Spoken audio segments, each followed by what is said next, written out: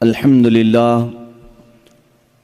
لله الحنان المنان الذي خلق الإنسان وعلمه البيان والصلاة والسلام على رسوله سيد الإنس والجان وعلى آله وأصحابه ذوي الخير والإحسان أما بعد فأعوذ بالله من الشيطان الرجيم بسم الله الرحمن الرحيم ياسين والقرآن الحكيم قال الله تعالى الحمد لله الذي أنزل على عبده الكتاب ولم يجعل له عوجا قيما وقال الله تعالى في مقام آخر إنا نحن نزلنا الذكر وإنا له لحافظون صدق الله مولانا العظيم وبلغنا رسوله النبي الأمين المتين المختار الكريم ونحن على ذلك لمن الشاهدين والشاكرين والحمد لله رب العالمين۔ بارگاہ رسالت معاب صلی اللہ تعالیٰ علیہ وسلم میں درود پاک کا ہدیہ پیش کریں۔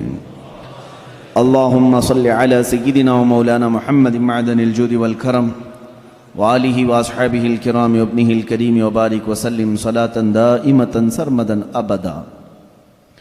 عزیزان گرامی وقار، آج کی اس محفل پاک میں ہماری زندگی کا دستور حیات جو اللہ تعالیٰ نے ہمیں عطا کیا ہے، ایک لا بلکہ ایک پوری مکمل زندگی کا ضابطہ، جسے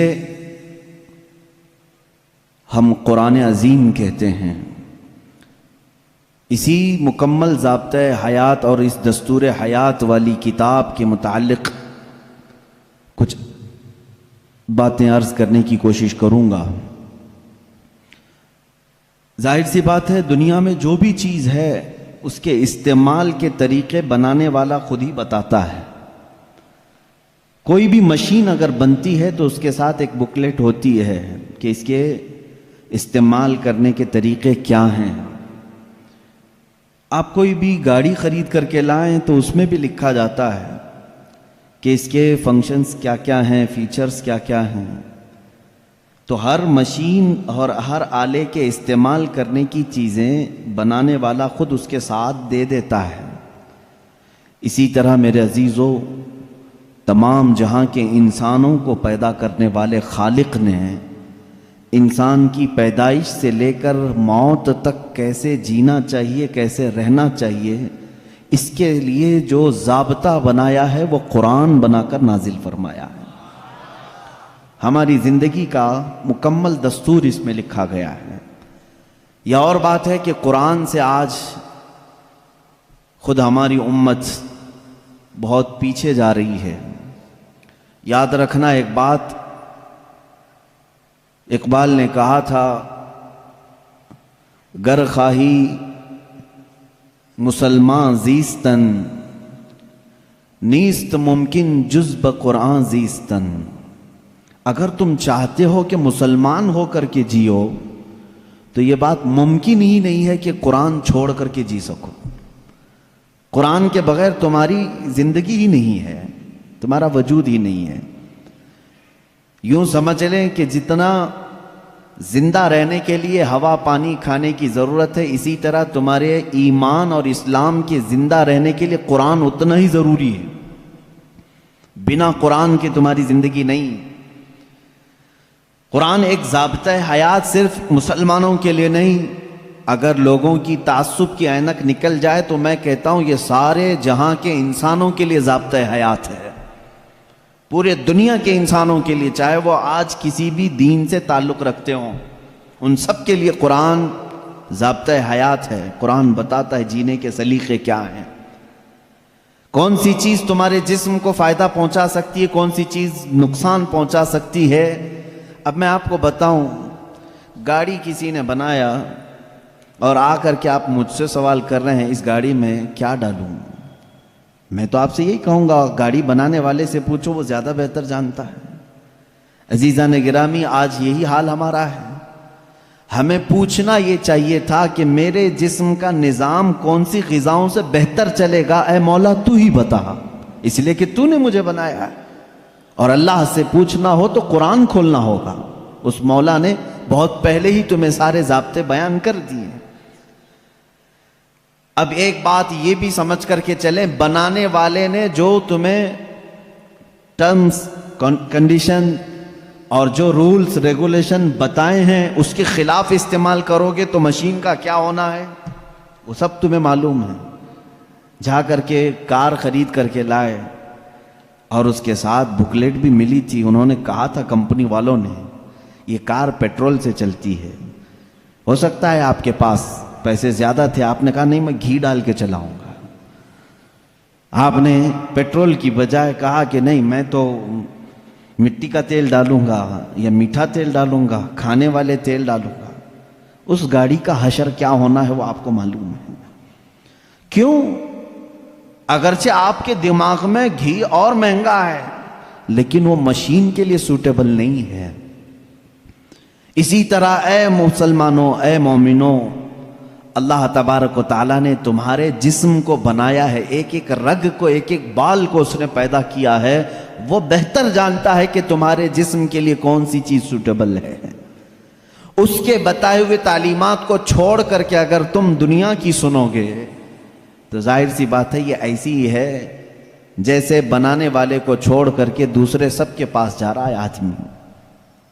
آپ سب دنیا کے اصول جانتے ہیں، پیٹ درد ہو، سر درد ہو، پیر درد ہو، کہیں پر بھی کچھ ہو جسم، تو آپ کسی کسان کے پاس بھی نہیں جاتے، انجینئر کے پاس بھی نہیں جاتے. حالانکہ کسان کھیتی باڑی بہت جانتا ہے، اسے جا کر پیٹ درد کیوں نہیں بتاتے، اسے کیوں نہیں کہتے کہ آپریشن کر دو؟ آپ کو معلوم ہے وہ پھوڑے سے آپریشن کرے گا. انجینئر کے پاس آپ نہیں جاتے اپنے جسمانی بیماریوں کو دکھانے کے لیے، اس لیے کہ آپ کو معلوم ہے امراض جسمانی سے جس کا تعلق ہے وہ ڈاکٹر ہوتا ہے، اسی سے پوچھنا چاہیے کیونکہ وہ ہمارے جسم پر ریسرچ کر چکا ہے. عزیزان گرامی وقار، دنیا میں یہ فارمولہ تم عمل کرتے ہو تو پھر یہ بات یہاں کیوں نہیں تسلیم کرتے کہ پوری باڈی کو، ہمارے پورے شریر کو، پورے جسم کو جس نے بنایا ہے ہم اسی سے اپنے متعلق کیوں نہ پوچھیں میری روح کس سے بڑھتی ہے، میرا جسم کس سے بڑھتا ہے، میرے دل کی دھڑکنیں کس سے قابو میں رہتی ہیں، مجھے کون سی چیز زبان کے اندر لینی ہے، کس چیز سے مجھے بچنی ہے. اسی لیے میرے عزیزو آج میں یہ کہنا چاہوں گا کہ جز بقرآن نیست ممکن زیستن، قرآن کو چھوڑ کر کے جینا بھی ممکن نہیں ہے، جینا بھی ممکن نہیں ہے ہمارے لیے. اس لیے کہ وہ خلاق کائنات نے پیدا کیا اور ساتھ میں تمہیں زندگی گزارنے کے اصول بھی بتا دی. میں قرآن کے سمندر میں جاؤں اگر اور آپ کو آج لے کر کے جاؤں تو شاید اس میں سے نکل بھی نہیں پائیں گے آپ. ایک ایسے سمندر کا نام ہے یہ جس میں جو جتنا غوطہ لگایا اتنی موتیاں لے کر کے آیا، اور اس کے عجائبات، اس کے اسرار، اس کے رموز کبھی ختم نہیں ہوں گے. میں جانتا ہوں اکثر میرے مجمع میں نوجوانوں کی کثرت ہوتی ہے اور تقریباً کالج کے بھی ہیں، پڑھے لکھے بھی ہیں. میں سب سے کہوں گا آج اپنا سارا علم سمیٹ کے بیٹھو، اور میں آج تم سے مخاطب ہوں، آپ سے مخاطب ہوں. میں سارے علوم پر آج انشاءاللہ ڈسکس کرنے کی کوشش کروں گا، سارے نہیں جتنے میرے بساط کے مطابق ہیں. میں آج پہلے آپ کو یہ بتا دوں کہ قرآن اسلام کی روشنی میں ہمارے نظریے کے اعتبار سے پہلے اس کی تھوڑی سی تاریخ. قرآن جو ہے یہ لفظ عربی ہے، بار بار پڑھی جانے والی چیز کو قرآن کہا جاتا ہے، اور دنیا میں ایسی کوئی کتاب ہی نہیں جس کو سب سے زیادہ قرآن کے علاوہ پڑھا جاتا ہو. کوئی کتاب نہیں. اتنی زیادہ کثرت سے جس کی تلاوت ہوتی ہے دنیا میں ایسی کوئی کتاب ہے ہی نہیں، کوئی کتاب نہیں. احادیث رسول بھی نہیں کیونکہ وہ تلاوت نہیں ہوتے، قرآن کی تلاوت ہوتی. کروڑوں مسلمان ہیں اور بغیر قرآن کی تلاوت کیے کسی کی نماز بھی ممکن نہیں، کسی کی نماز بھی نہیں ہے. آپ کی نماز قرآن کے بغیر ہوتی ہے؟ نہیں ہوتی. تو کثرت سے تلاوت کرنے والی چیز کو قرآن کہا جاتا ہے، اسی لیے اس مصحف کو یعنی اس کتاب کا نام قرآن رکھا گیا. حالانکہ قرآن پاک ہماری زبانوں میں مشہور ہے، اس کا ایک ہی نام نہیں ہے، اور 27 نام الگ ہیں. قرآن پاک کو عربی میں الگ الگ ناموں سے ذکر کیا گیا ہے، بلکہ خود قرآن میں ہی اس کے کئی نام آئے ہیں.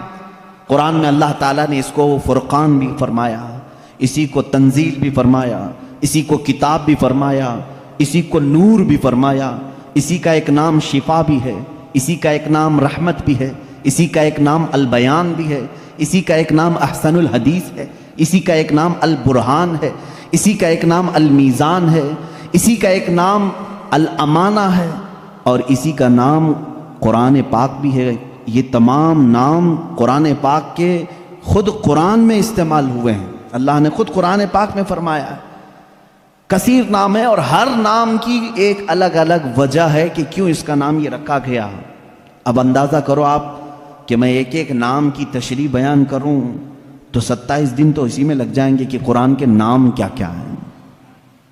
ایک ایک نام قرآن کیوں کہا گیا، میں تو اس کی ایک مختصر وجہ بتایا نا، سب سے زیادہ پڑھی جانے والی چیز ہے، اس لیے اس کو کیا کہتے ہیں، قرآن۔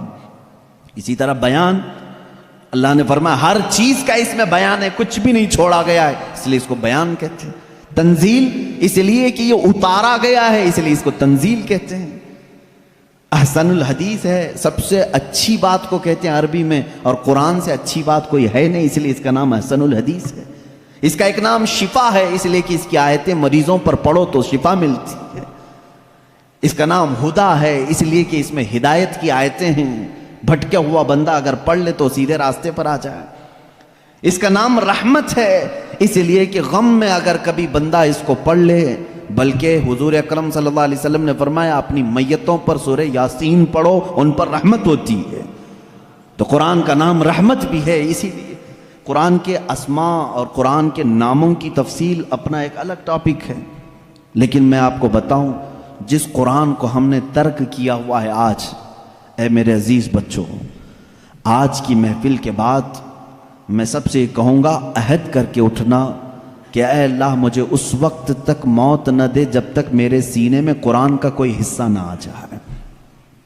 اس لیے کہ رسول کریم صلی اللہ علیہ وسلم نے فرمایا جس مسلمان کے سینے میں قرآن کا کوئی حصہ نہیں، حضور پاک صلی اللہ تعالیٰ علیہ وسلم نے فرمایا وہ قبرستان کی طرح ویران ہے۔ جس گھر میں قرآن کی تلاوت نہیں ہوتی وہ گھر ویران ہے، خراب۔ حضور اکرم صلی اللہ علیہ وسلم نے فرمایا وہاں سے فرشتوں کی دوری ہوتی ہے، اور شیاطین اور سرکش جنات ان کے گھروں میں بسیرا کرنے لگتے ہیں جن گھروں میں قرآن کی تلاوت نہیں ہوتی۔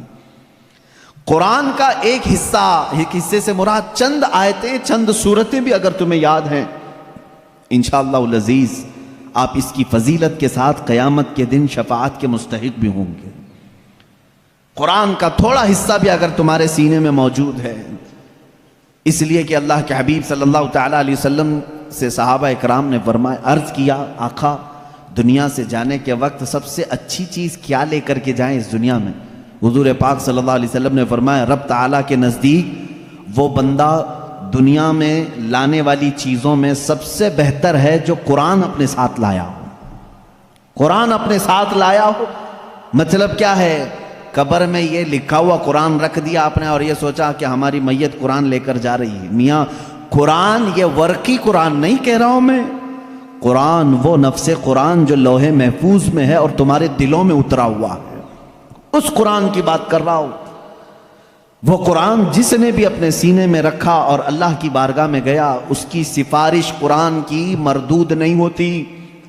رسول کریم صلی اللہ تعالیٰ علیہ وسلم فرماتے ہیں دو چیزیں تمہارے عمل میں سے، تمہارے عمل جتنے بھی ہیں دنیا میں، جیسے نماز، روزہ، حج، زکوٰۃ، خیرات، صدقات، یہ سب جو اعمال ہیں، ان سارے اعمال میں سے دو عمل ایسے ہیں حضور پاک صلی اللہ علیہ وسلم فرماتے ہیں وہ قیامت کے دن ان کو اللہ تعالیٰ شکل دے گا، انسانوں جیسی ایک شکل، اور وہ اپنے ساتھی کی سفارش کرنے کے لیے جھگڑا کریں گے۔ وہ آئیں گے سفارش کے لیے، پوچھا گیا وہ کون سی؟ کہا ایک روزہ رمضان، اللہ تعالیٰ اس کو شکل دے گا، اور دوسرا قرآن، اس کو بھی شکل دی جائے گی۔ حضور اکرم صلی اللہ تعالیٰ علیہ وسلم نے فرمایا جس کے حق میں یہ دونوں نے سفارش کر دی اس پر جنت واجب ہو گئی، اور جس کے خلاف آ کر کے یہ دونوں کھڑے ہو گئے، میرے آقا صلی اللہ علیہ وسلم فرماتے ہیں پھر اس پر دوزخ میں جانا لازم ہو جائے گا۔ اگر یہ دونوں آ کر کھڑے ہو گئے کسی کے خلاف، قرآن اور رمضان۔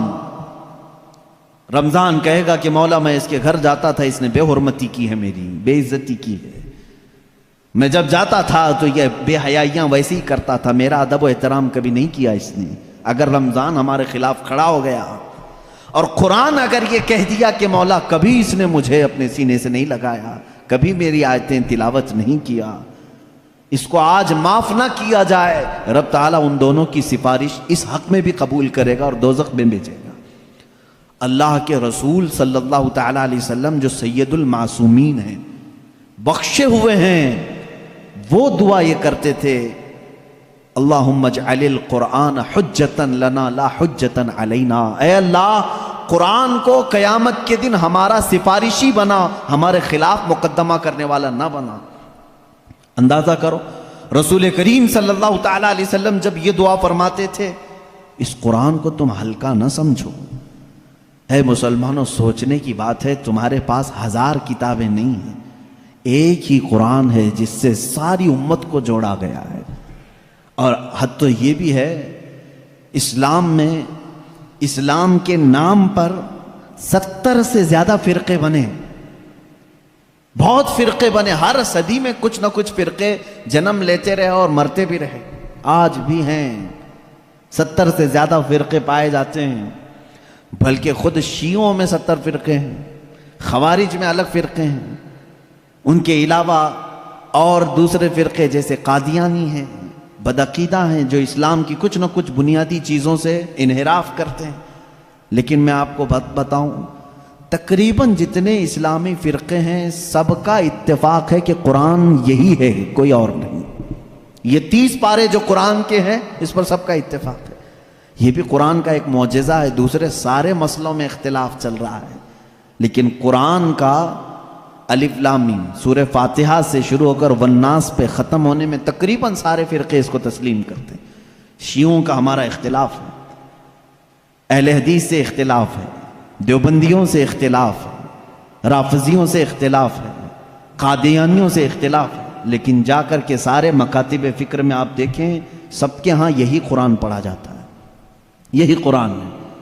اسی لیے میں کہتا ہوں ایک قرآن ہے، لیکن اس امت نے اس کو اتنا بوجھل کیوں سمجھا ہے، اس کو اتنا بھاری کیوں سمجھا ہے، جبکہ وہ مولا اسی قرآن میں یوں فرماتا ہے، ایک بار نہیں 4 بار فرما رہا ہے، وَلَقَدْ يَسَّرْنَا الْقُرْآنَ لِلذِّكْرِ فَهَلْ مِن مُدَّكِرٍ، ہم نے قرآن کو یاد کرنے کے لیے آسان بنایا ہے، ہر کوئی یاد کرنے والا، اور وہ اتنا آسان ہے، اتنا آسان ہے۔ میں نے خود دیکھا ہے کہ وہ بچے جن کو ابھی سوجھ بوجھ بھی نہیں آتی، سمجھ بوجھ بھی نہیں آتی، وہ بھی جب قرآن یاد کرنے لگ جاتے ہیں تو ان کے سینوں میں قرآن اتر جاتا ہے۔ جب میں خود قرآن حفظ کرنے کے لیے نکلا تھا، ہماری عمر 11 سال کی تھی، بہت سارے معاملات سمجھ میں نہیں آتے تھے، لیکن ہم نے تیزی سے یاد کیا، اللہ کا فضل تھا، ہمارے ساتھ کچھ ایسے بھی تھے جن کو 2+2 کیا ہوتا ہے یہ بھی نہیں معلوم تھا، لیکن وہ 30 پارے کے حافظ تھے۔ دوسری چیزوں میں اگرچہ ذہن کند ہو، لیکن قرآن ایک معجزہ ہے جو یاد کرنے والے کے سینے میں اتر جاتا ہے۔ ہاں، یہ اس کے ساتھ نہیں جاتا جو اس کو بھاری سمجھتا ہے، جو اس کو بوجھل سمجھ کر کے چھوڑا اس کے ساتھ نہیں جاتا، اور جو اس سے محبت کیا اس کے سینے میں بہت آسانی سے اترتا ہے۔ میں نے تو محسوس کیا ہے، ہمارے ساتھ ایسا بھی ہوتا رہا ہے، استاد بیٹھے ہوئے ہیں سنتے رہتے تھے، ایک دن کا اتفاق ایسا ہوا کہ خبر یہ لگی کہ کل شاید استاد آنے والے نہیں ہیں، موج مستی کرتے ہیں سارے، کل کا تو سبق چھٹی ہے، کچھ یاد نہیں، کیونکہ پہلے ہی معلوم ہو گیا استاد نہیں آنے والے ہیں، اور صبح 8 بجے سے کلاس چلتی تھی، 9 بجے تک نہیں آئے تو پکا ہو گیا کہ آئیں گی، کلاس بند کر کے نکلنے ہی والے تھے کہ استاد سامنے نظر آ گئے۔ سب کو کہا بیٹھو، میری کوئی چھٹی نہیں ہے، میں تاخیر ہو گیا تھا، بس مؤخر ہو گیا تھا، اب سبق سنانے کے لیے جس کو بھی بلایا جائے، ظاہر سی بات ہے جو سختیاں ہوتی تھیں کہاں سے، رات کو یاد نہیں کیے، صبح یاد نہیں کیے، سامنے اچانک سننے کے لیے۔ ایسے عالم میں میرا خود کا تجربہ بھی ہے، کئی ہمارے ساتھیوں کا بھی تجربہ ہے، قرآن پر ہاتھ رکھا، دل سے کہا اللہ کا کلام ہے، اتر جا جلدی سے، بس اور کچھ نہیں۔ شاید 10 منٹ لگے ہوں، 15 منٹ لگے ہوں، قرآن کے 2 صفحے یاد ہو جاتے تھے۔ جتنی جلدی پانی ہضم نہیں ہوتا اس سے جلدی قرآن یاد ہوتا تھا۔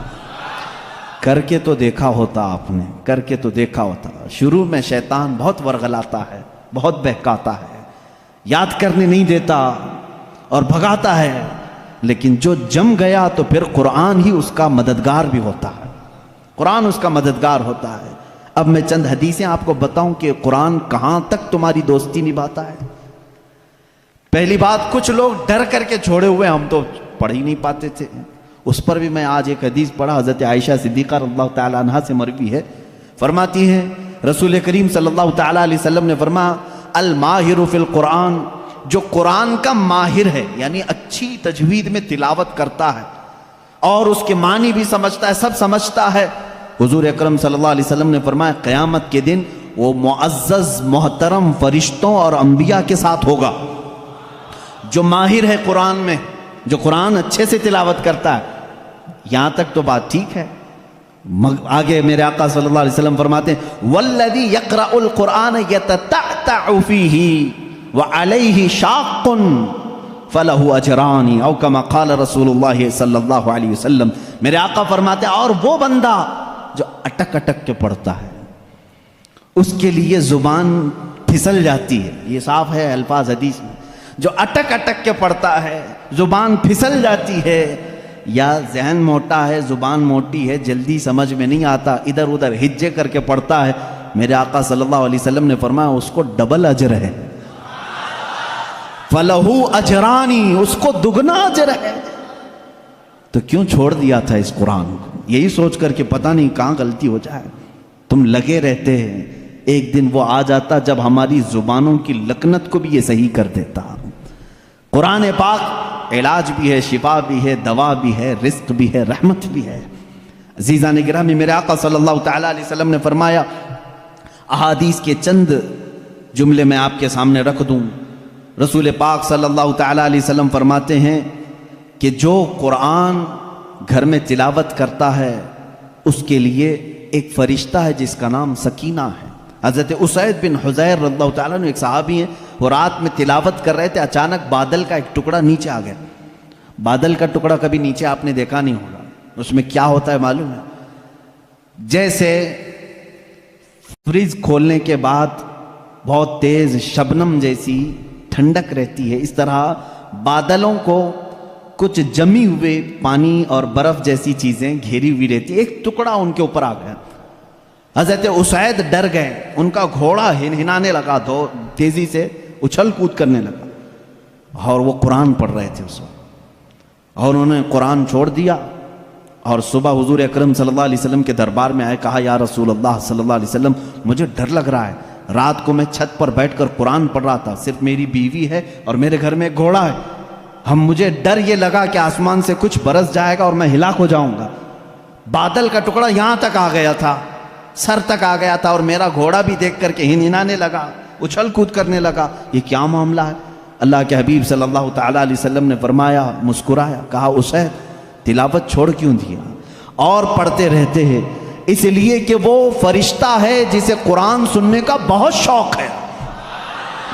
جب بھی کوئی قرآن تلاوت کرتا ہے تو آسمانوں سے اتر آتا ہے، یہاں تک کہ میرے آقا صلی اللہ علیہ وسلم نے فرمایا فجر کی نماز میں آؤ، اپنے منہ صاف کر کے آؤ، اپنے منہ کی بدبو نکال کر کے آؤ۔ پوچھا کیوں؟ فرماتے ہیں میرے آقا صلی اللہ علیہ وسلم جب تم نمازوں میں قرآن کی تلاوت کرتے ہو کچھ ایسے فرشتے ہیں وہ اپنا منہ تمہارے منہ سے لگا دیتے ہیں، تو منہ کی بدبو نہ ہو، فرشتوں کو تکلیف نہ ہو، اس لیے کہ وہ قرآن سننے کے شوقین ہیں۔ جب تم تلاوت کرتے ہو تو وہ اتر جاتے ہیں اور تمہارے منہ سے اپنا منہ لگا لیتے ہیں۔ قرآن کی یہ برکت ہے میرے عزیزوں، دوسری کتابوں کے لیے کہیں ایسی فضیلت نہیں ملتی۔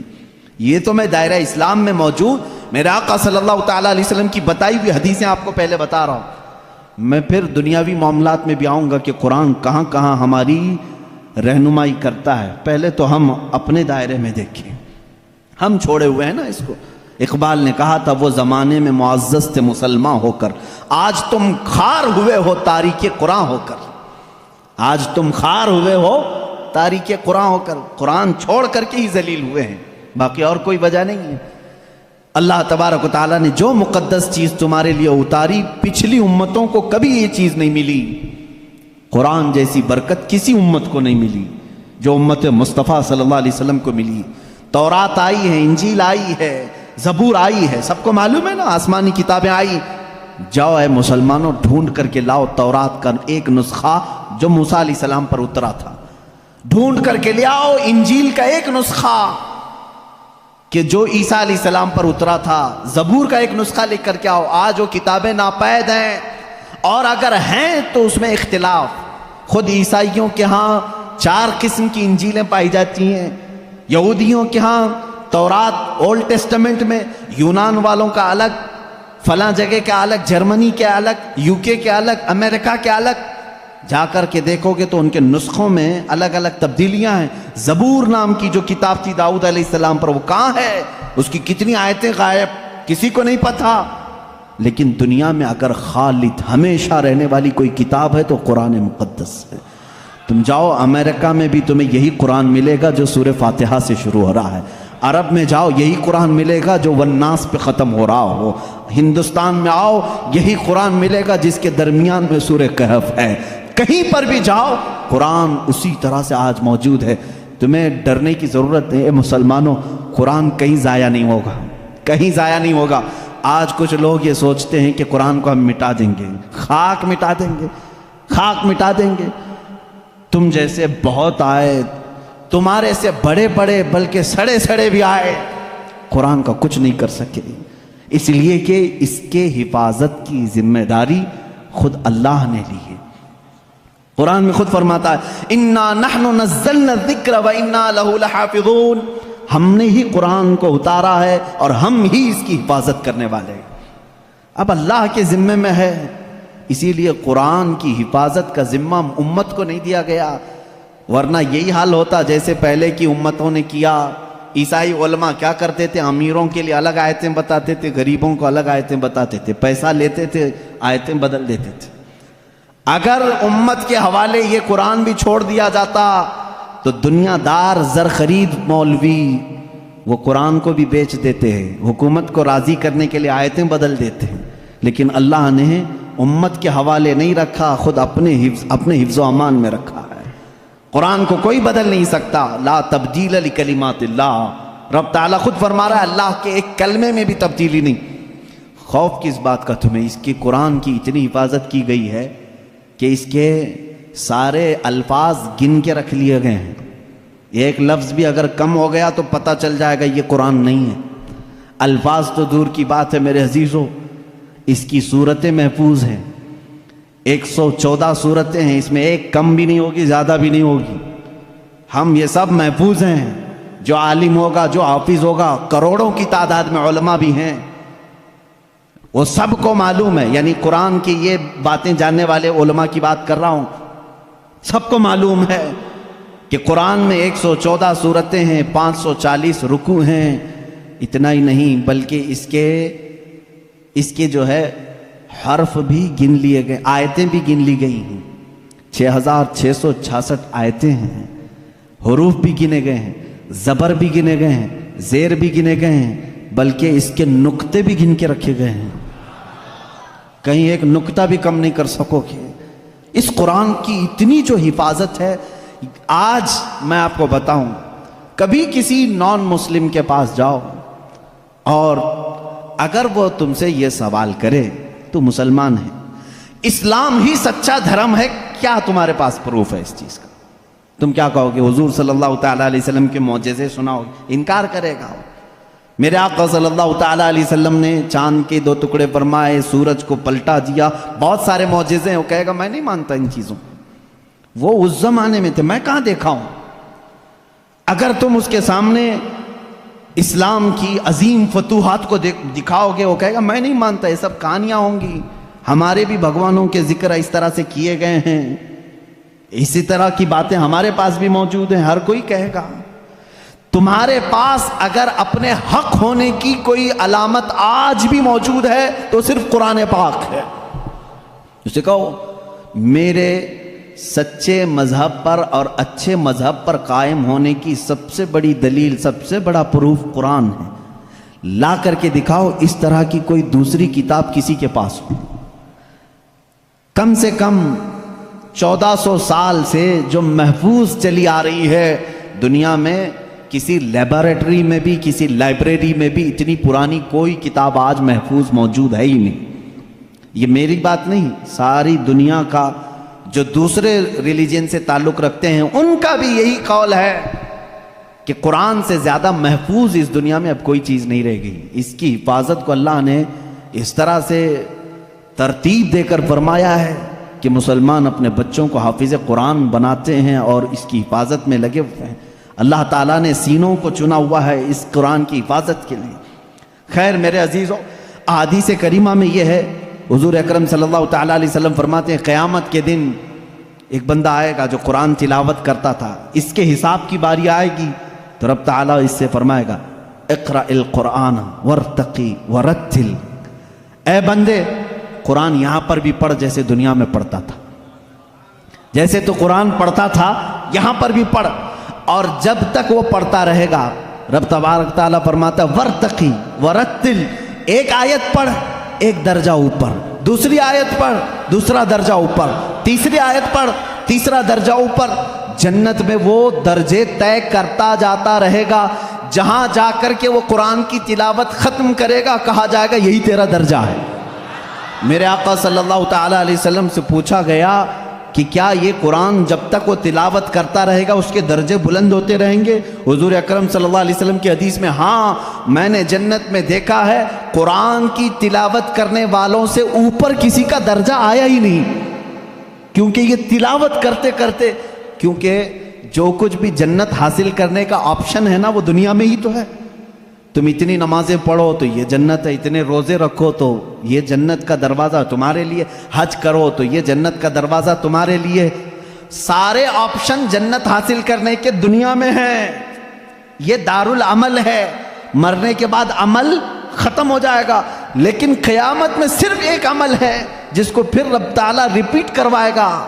وہاں نہیں کہا جائے گا نماز پھر سے پڑھ کے دکھا، حج کر کے دکھا، روزہ رکھ کے دکھا، ختم ہو گئے اعمال، لیکن قرآن پڑھنے والے کو کہا جائے گا اب بھی چاہتا ہے تو پڑھ اور اوپر چل جا اور بڑھتا جا۔ تو جس کو قرآن آتا ہوگا وہ پڑھتا جائے گا اور درجے طے کرتا جائے گا۔ یہ فضیلتیں میرے آقا صلی اللہ تعالیٰ علیہ وسلم نے سنائی، اور یہ جو حدیثیں میں ذکر کر رہا ہوں متفق علیہ اور صحیح احادیث آپ کے سامنے ذکر کر رہا ہوں۔ یہاں تک کہ حضور اکرم صلی اللہ تعالیٰ علیہ وسلم کی ایک حدیث ہے، قیامت کے دن وہ بچے جنہوں نے قرآن کو اپنے سینے میں رکھا تھا وہ بلائے جائیں گے، اللہ کا کلام یاد کیا، تو جب وہ آئیں گے تو رب تبارک و تعالیٰ ان بچوں کو بعد میں فرمائے گا ان کے والدین کے سر پر پہلے تاج رکھا جائے، البس والداہ تاجن یوم القیامتی، رسول کریم صلی اللہ علیہ وسلم فرماتے ہیں قیامت کے دن ایسا تاج پہنایا جائے گا جس سے سورج کی روشنی بھی پھیکی پڑے۔ اہل محشر پوچھیں گے یہ کیا نبی ہیں، یہ صدیق ہیں، یہ کون ہیں؟ تو فرشتے کہیں گے نہ یہ نبی ہیں، نہ صدیق ہیں، نہ شہداء ہیں، بلکہ صرف ایک حافظ قرآن کے ماں باپ ہیں، صرف ایک حافظ قرآن کے ماں باپ ہیں۔ جب ماں باپ کو تاج پہنایا جا رہا ہے تو جس کے سینے میں قرآن تھا اس کو کیا کیا جائے گا؟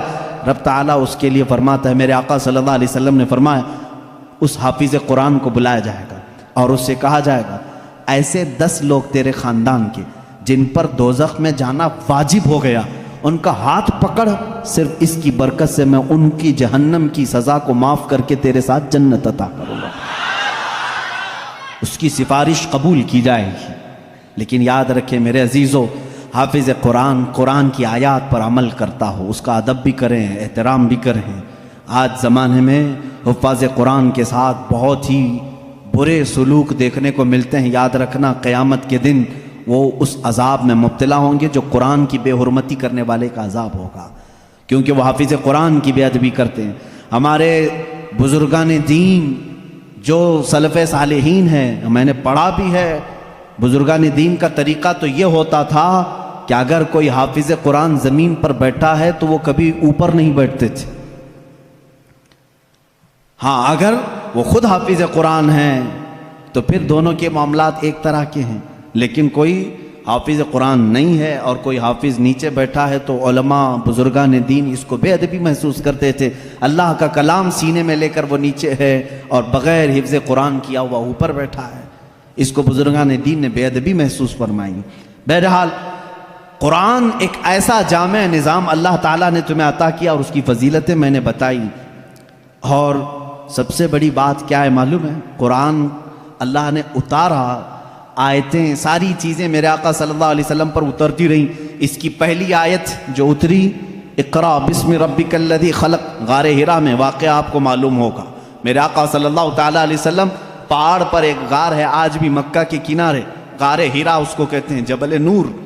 وہاں پر عبادت کے لیے جایا کرتے تھے. جبرائیل امین ایک رات آئے اور روایات یہ بتاتی ہیں کہ وہ 17 رمضان المبارک کی رات تھی.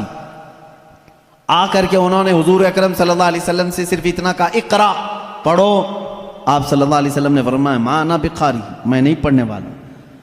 بعض بے وقوف اس کا ترجمہ یوں کرتے ہیں مجھے پڑھنا نہیں آتا.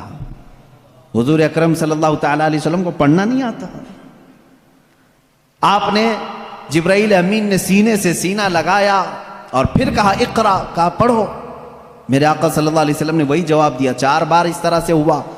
چوتھی مرتبہ جو ہے جبرائیل امین نے صرف اقرا نہیں کہا. اقرا کا مطلب کیا ہوتا ہے؟ پڑھ، یا آرڈر ہے، آرڈر پڑھ. لیکن جبرائیل امین نے جب یہ کہا اقرا بسم ربک الذی خلق، پڑھ اس رب کے نام سے جس نے پیدا کیا، میرے آقا صلی اللہ علیہ وسلم نے پڑھنا شروع کیا. میرے آقا نے مزاج یہ بتایا اپنی امت کو کہ پڑھو وہی جو رب تک تمہیں پہنچا ہے، تعلیم حاصل کرو وہی جو رب کے نام سے شروع ہو یا رب تک تمہیں پہنچائے. یہ آیتیں یہاں سے شروع ہوئیں اور آیتیں جو ختم ہوئی ہیں اس میں اختلاف ہے. بعض علماء نے لکھا ہے کہ الیوم اکملت لکم دینکم، یہ آخری آیت تھی جو حجۃ الوداع میں میرے آقا صلی اللہ علیہ وسلم جب آخری حج میں تھے نازل ہوئی.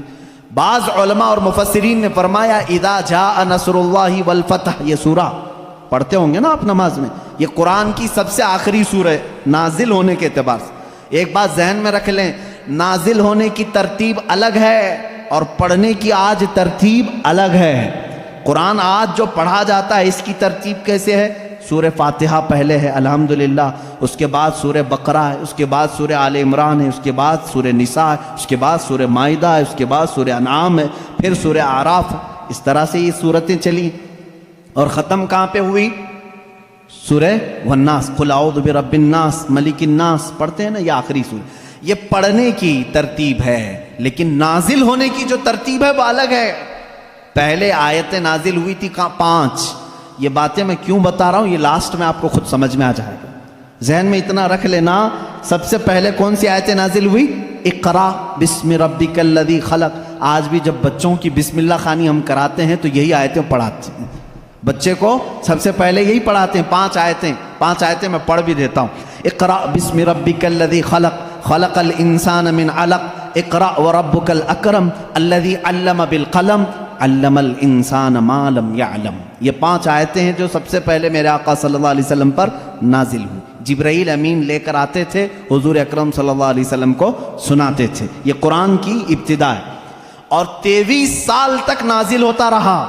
23 ایئرس، 23 سال تک نازل ہوتا رہا. آخر میں کون سی آیتیں نازل ہوئی؟ ایک تفسیر کی روایت کے مطابق اذا جاء نصر اللہ والفتح ورأیت الناس يدخلون فی دین اللہ افواجا فسبح بحمد ربک واستغفرہ انہ کان توابا. یہ 2 چیزیں ذہن میں رکھو. اقرا سب سے پہلے، سورہ اذا جاء نصر اللہ سب سے آخر. یہ قرآن کے نزول کا زمانہ میں آپ کو بتاؤں 23 سال تک نازل ہوئی. آپ کو میں بتاؤں قرآن اتنی فصیح زبان میں ہے. فصیح کا مطلب لٹریچر جس کو کہتے ہیں. جیسے ایک اردو ہے جو ہم اور آپ بول، یہاں ہبلی کی زبان ہوتی ہے، اس کو فصیح اردو نہیں کہتے، لکھنؤ والے فصیح اردو بولتے ہیں. آپ کیسے؟ اب ہم ظاہر سی بات ہے میں تقریر جو کر رہا ہوں ہو سکتا ہے یہ اردو الگ ہے، ہبلی والی اردو الگ ہے. اردو اگر میں وہ بولوں تو پھر یہاں بھونڈا لگے گا. آبے جابے توبے، یہ اگر جو عام طور پر استعمال کرتے ہیں یہ بھونڈا لگتا ہے، کیونکہ فصیح زبان میں جب کوئی بیان کرے تو وہ دل میں اترتی بھی ہے بات، زبان کی مٹھاس اس کی فصاحت میں ہے۔ تو عربی زبان میں جو سب سے زیادہ فصیح جملے تھے وہ قرآن میں آئے، ایک بھی ہلکا جملہ نہیں آیا، ایک بھی کمتر جملہ نہیں آیا۔ اب جیسے ایک مثال میں آپ کو بتا دوں، گھٹنا لفظ ہے نا، گھٹنا، گھٹنے ٹیک دینا، لیکن آپ گڑگے بولتے ہیں، ہے کہ نہیں؟ گڑگے ٹیکو، گڑگا کیا چیز ہے؟ یہ گڑگا یہ تمہاری عامی زبان ہے، اگر یہ میں کتاب میں لکھ دوں کہ میں سجدے میں جاتے وقت گڑگا ٹیک دیا، آپ کو برا لگے گا، کیا مولانا اچھی زبان میں بیچ میں ہڈی لے کے آ گیا ہے۔ گھٹنا لفظ ہے، گھٹنا یہ فصیح لفظ ہے، اور ایک عام لفظ ہوتا ہے جس کو آپ یوز کر رہے ہیں، سمجھ رہے ہیں؟ اب جیسے جانور کہتے ہیں، جانور ہے نا، اب عام زبان میں کہتے ہیں جناور، یہ فصیح لفظ نہیں ہے، یہ فصیح لفظ نہیں ہے، آپ یوز کر رہے ہیں، لیکن آپ جب آپس میں بات کرتے رہتے ہیں تو اس کو برا بھی نہیں سمجھتے۔ کتنے جناور ایسے ہیں، یہ کیا ہے؟ یہ فصیح اردو نہیں ہے۔ اچھا لڑکا کہتے ہیں، لڑکی کہتے ہیں، یہ فصیح اردو ہے؟ لڑکا آیا، لڑکی آئی، لیکن آپ کہیں چھورا آیا، چھوری آئی، یہ کیا ہے؟ چھوکرا آیا، چھوکری آئی، اس طرح کے یہ فصاحت میں استعمال نہیں، فصاحت میں استعمال نہیں۔ تو ایسی بہت ساری چیزیں ہیں اردو میں آپ کو سمجھا رہا ہوں۔ جو فصیح ہوتا ہے وہ لٹریچر ہے، اچھی زبان، اور قرآن پورا کا پورا فصیح عربی میں نازل ہوا ہے، ایک حرف بھی ایسا نہیں ہے جو عام لوگ یوز کرتے ہوں، ایک حرف بھی ایسا نہیں، اور صرف قرآن ہی اس طرح ہے۔ اور اسی وجہ سے اللہ رب العزت نے چیلنج پہ چیلنج کیا ہے قرآن پاک میں۔ چیلنج کس کو کہتے ہیں معلوم ہے نا آپ کو؟ لا کر کے دکھاؤ۔ اللہ تعالیٰ نے 4 جگہ پر چیلنج فرمایا۔ پہلا تو یہ ہے قُلْ لَئِنِ اجْتَمَعَتِ الْإِنسُ وَالْجِنُّ عَلَىٰ أَن يَأْتُوا بِمِثْلِ هَذَا الْقُرْآنِ، اللہ تعالیٰ فرماتا ہے اے محبوب آپ فرما دیں سارے انسان جمع ہو جائیں، سارے جنات جمع ہو جائیں، دنیا میں جتنے انسان ہیں سب جمع ہو جائیں، جتنے جنات ہیں سب جمع ہو جائیں، اور اللہ فرماتا ہے کہ وَلَوْ كَانَ بَعْضُهُمْ لِبَعْضٍ ظَهِيرًا، آپس میں ایک دوسرے کی مدد بھی کریں۔ کس بارے میں جمع ہو کر کے کیا کریں؟ عَلَىٰ أَن يَأْتُوا بِمِثْلِ هَذَا الْقُرْآنِ، اس قرآن کی طرح ایک اور کتاب لا کر کے دکھائیں۔ یہ پہلا چیلنج تھا۔ عرب والوں کو چیلنج تھا، جو عرب والے عربی جانتے تھے، اگر یہاں والوں کو بولے ہوتے پتہ نہیں کیا ہوتا، دوسری زبان ہی نہیں ہے تمہاری۔ عرب والے جو عربی میں ماہر تھے ان کو ہی چیلنج ہے کہ یہ عربی میں قرآن اترا، اس طرح کا ایک قرآن لا کر کے دکھاؤ۔ پورے قرآن لانے کی بات چل رہی تھی، نہیں لا سکے، زمانہ گزر گیا۔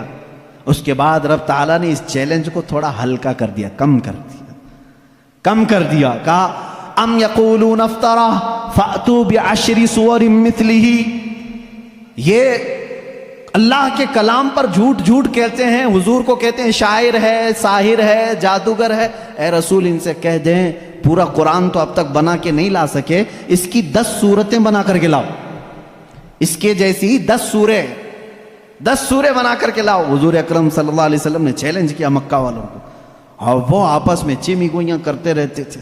ارے چیلنج تھوڑا ہلکا ہو گیا، اب تو بناؤ، پوری کتاب نہیں 10 سورے بنانا ہے، 114 صورتیں ہیں قرآن کی، اس میں سے 10 صورتوں کی برابر کوئی سورے لے کے آؤ، نہیں لائے۔ پھر اس کے بعد اللہ تبارک و تعالیٰ نے تیسری مرتبہ جا کر کے اور چیلنج کو کم کر دیا۔ وَإِن كُنتُمْ فِي رَيْبٍ مِّمَّا نَزَّلْنَا عَلَىٰ عَبْدِنَا فَأْتُوا بِسُورَةٍ مِّثْلِهِ، اگر تم کو شک لگتا ہے جو کچھ بھی ہم نے اپنے بندے پر اتارا ہے تو لاؤ اس قرآن کی طرح ایک ہی سورے۔ کتنی؟ ایک سورے لے کر کے آؤ۔ پہلے پورا قرآن کے جیسا لانے کا چیلنج تھا، بعد میں 10 سورے لانے کا چیلنج تھا، پھر تیسری مرتبہ رب تعالیٰ نے کیا فرمایا؟ ایک سورے لے کے آؤ، نہیں لائے۔ اور حضور اکرم صلی اللہ تعالیٰ علیہ وسلم نے کیا فرمایا معلوم؟ ایک سورے جب وہ نہیں لائے، اس زمانے میں کیا ہوتا تھا؟ کمپٹیشن ہوتا تھا شعر و شاعری کا، مشاعرے ہوتے ہیں نا، اچھا شعر کس کا ہے اس کو انعام دیا جائے۔ جو شعر و شاعری کرتے ہیں وہ جانتے ہیں. عرب والے شعر و شاعری میں بہت مشہور تھے. سال میں ایک مرتبہ مکہ میں حج کے موقع پر سب بڑے بڑے شاعر جمع ہوتے تھے, اپنے شعر سناتے تھے, اور جس کا شعر سب سے اچھا ہوتا تھا اس کے شعر کو کعبے کے دروازے پر لٹکایا جاتا تھا, اور اس کی فضیلت تھی سال بھر تک وہ شعر نکالے نہیں جاتے تھے, بلکہ اگلے سال اس سے بھی بہتر کوئی لاتا تو وہ نکالتے پھر اس کا لٹکاتے تھے. یعنی ورلڈ گینیز بک میں جس طرح ریکارڈ درج کیے جاتے ہیں, ارے میاں یہ ابھی جو ہے 100 انڈے کھایا ہے, اب دوسرے کا نام اسی وقت لکھا جائے گا جب 150 انڈے کوئی کھا کیا ہے. وہاں ریکارڈ بنانے کے لیے شعر و شاعری ہوتی تھی اور مکہ میں خانہ کعبہ کے دروازے پر لٹکائے جاتے تھے. وہ ہر سال کا معمول تھا. ایک سال میرے آقا صلی اللہ تعالی علیہ وسلم نے لکھا انا اعطیناک الکوثر فصل لربک وانحر ان شانیک هو الابتر. 3 آیتیں ہیں, ایک چھوٹی سورہ ہے. لے جا کر کے میرے آقا صلی اللہ علیہ وسلم نے خانہ کعبہ کے دروازے پر لٹکایا. آؤ عرب والو, اس سے بہتر کوئی چیز ہو تو اس کو اتارا جائے گا اور دوسرا اس کا لایا ہوا شعر لگایا جائے گا. یہ چیلنج چلا مہینہ 2 مہینے کئی دن تک. سارے پریشان تھے. اس وقت جو موجود تھے ان کے بس میں نہیں تھا. ایک بہت بڑے شاعر کو یہ لوگ یمن سے یا کسی علاقے سے لے کر کے آئے اور اس سے کہا یہ چیلنج محمد نے دیا ہے صلی اللہ علیہ وسلم کہ یہ 3 آیتیں ہیں اس کے اندر, اس سے بہتر کوئی چیز لا کر کے دکھائے. آپ کو سمجھ میں نہیں آئے گا یہ 3 چیزیں بنانے میں کیا دقت ہے. میرے عزیزو, یہ صرف 3 آیتیں نہیں ہیں. جب اس کے حروف کو جوڑ کر کے دیکھا جائے تو یہ زبان جاننے والے ہی جانتے ہیں کہ اس کے فائدے کیا کیا ہیں. وہ بڑا شاعر آیا جو بات بھی شعر و شاعری میں کرتا تھا. اگر وہ پوچھتا کسی سے آپ خیریت سے ہیں تو وہ شعر سے ہی پوچھتا تھا. اگر اس سے آپ پوچھتے کھانا کھائے, جواب بھی شعر میں دیتا تھا. وہ آیا جب اس نے دیکھا کہ خانہ کعبہ پر یہ 3 چیزیں لٹکائی گئی ہیں, انا اعطیناک الکوثر فصل لربک وانحر ان شانیک هو الابتر, اس سے کہا گیا جواب لکھو اس کا. تو اس نے اپنے ایک ٹکڑے میں لکھا ما ھذا کلام البشر, یہ بشر کا کلام ہو ہی نہیں سکتا. میں کیا جواب دوں, یہ بشر کا کلام ہو ہی نہیں سکتا. وہ چلا گیا. یہ چیلنج چلتا رہا, کوئی نہیں لا سکا قرآن کے مثل. اور آپ کو میں بتاؤں مضحکہ خیز بات, بہت مرتبہ مسیلمہ کذاب ایک ایسا شخص تھا جو اپنی الگ شریعت چلانا چاہتا تھا, حضور کے علاوہ اپنے آپ کو نبی کہنا چاہتا تھا. اس سے لوگوں نے کہا کہ محمد صلی اللہ تعالیٰ علیہ وسلم وہ نبی ہیں, ان پر قرآن کی آیتیں اترتی ہیں, تو بھی تو لے کے آ, تیرے پاس کہاں ہے کتاب. جیسے قادیانی کو بھی کہا گیا تھا, غلام مرزا قادیانی جو ہے, یہ مرزا غلام احمد قادیانی جو پنجاب کا تھا, اس نے بھی نبی ہونے کا دعویٰ کیا تھا. اس کا بھی وہی حشر ہے جو مسیلمہ کذاب کا تھا. جھوٹے نبوت کے دعوے دار دجال ہوتے ہیں, یاد رکھو. میرے آقا صلی اللہ علیہ وسلم خاتم النبیین ہیں, آپ کے بعد کوئی نبی نہیں ہوگا. لیکن وہ مسیلمہ کذاب نے جب یہ کہا, کوئی اس سے جب لوگوں نے کہا تیرے پاس کہاں ہے, آیتیں ہونا چاہیے ویسے قرآن کی جیسے محمد صلی اللہ علیہ وسلم کے پاس آتی ہیں, کہا میں بھی بنا کر کے لاتا ہوں, میرے پاس بھی آتے ہیں. تو بہت دن تک سوچا اور پھر اس کے بعد خود سے ہی اپنے دماغ سے بنانے لگا کہ الفیل ملفیل وما ادراک ملفیل. قرآن کی سورہ ہے نا القاریۃ ملقاریہ وما ادراک ملقاریہ, اس سورہ کے وزن پہ اس نے اپنے سے بنایا الفیل ملفیل وما ادراک ملفیل ذنبہ صغیر وخرطومہ طویل. یہ بنایا, لے کر کے آیا سارے لوگوں کے سامنے. کیا مطلب ہے معلوم ہے اس کا؟ الفیل ملفیل, ہاتھی. کیا ہاتھی؟ وما ادراک ملفیل, تم کیا جانو کہ ہاتھی کیا ہوتا ہے؟ اس کی پونچھ چھوٹی ہوتی ہے, اس کی سونڈ لمبی ہوتی ہے. ابھی یہاں ہنس رہے ہیں, عرب والے تو اس پر پیٹ پکڑ کر ہنسنے لگے. کیا بنا کے لایا بیوقوف. سب اسی وقت ہنس پڑے. ظاہر سی بات ہے 14 صدیوں کے بعد مسلمان اس کی بات پر ہنس رہے ہیں تو عرب والے کتنا ہنسے ہوں گے. گیا بھاگ کر کے, نہیں بنا لا سکا. اب اس کے بعد عرب مکہ والے بڑے بڑے جو مالدار تھے وہ لوگ جمع ہوئے اور کہا جو بھی عرب کے بڑے بڑے شاعر ہیں ان کو لاؤ, پیسے دو اور بناؤ کچھ بھی, ہمارے لیے جینا دشوار کر کے رکھی ہیں یہ آیتیں. یہ چیلنج پہ چیلنج دے رہے ہیں اور ہم بنا کر کے لا نہیں پا رہے ہیں. پورے شاعروں کو جمع کی, ان کو بڑے بڑے نذرانے دی. کتنا چاہیے پیسہ سب لو, جاؤ اس کے برابر بنا کے لاؤ۔ وہ سب گئے شاعر، اور گئے کھا پی کر کے موٹے ہوئے، اگلے سال آئے کچھ بھی نہیں لے کے آئے۔ سال بھر ہو گیا، پورے سیٹوں نے پھر کہا لائے نہیں، کہا نہیں بن ہی نہیں پایا، تھوڑے اور پیسے دے دو اگلے سال بنا کے لائیں گے۔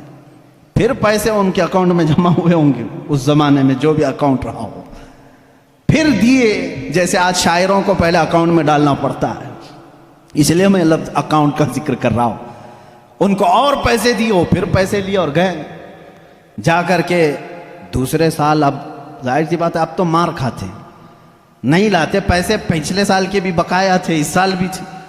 اس سال وہ آئے اور کہنے لگے کہ ویسا بن تو نہیں پایا، قرآن کے جیسی کوئی سورہ بنی تو نہیں، ہاں البتہ کچھ عیب ملے ہم کو قرآن میں جو فصیح نہیں ہے۔ فصیح ابھی میں نے بتایا نا، فصیح کس کو کہتے ہیں؟ جو ہائی لیول کی زبان ہے، اور اگر عام لوگ یوز کرتے ہیں اس چیز کو تو اس کو کہتے ہیں یہ فصیح نہیں ہے، یہ عام لفظ ہے۔ جیسے میں نے اردو میں بتایا گڑگا، یہ عام لفظ ہے۔ انہوں نے کہا 4 لفظ ہم کو ایسے ملے ہیں جو عربی گرامر کے حساب سے فٹ نہیں بیٹھتے، عربی گرامر میں ایسا یوز نہیں ہوتا۔ انگلش کے گرامر توڑ کر کے اگر بولو گے تو انگریز ہنسیں گے، ہمارے گرامر توڑ کر کے بولو گے ارے لڑکی بہت اچھا تھا، آپ ہنسیں گے، یہ گرامر میں نہیں بیٹھتا ہے نا۔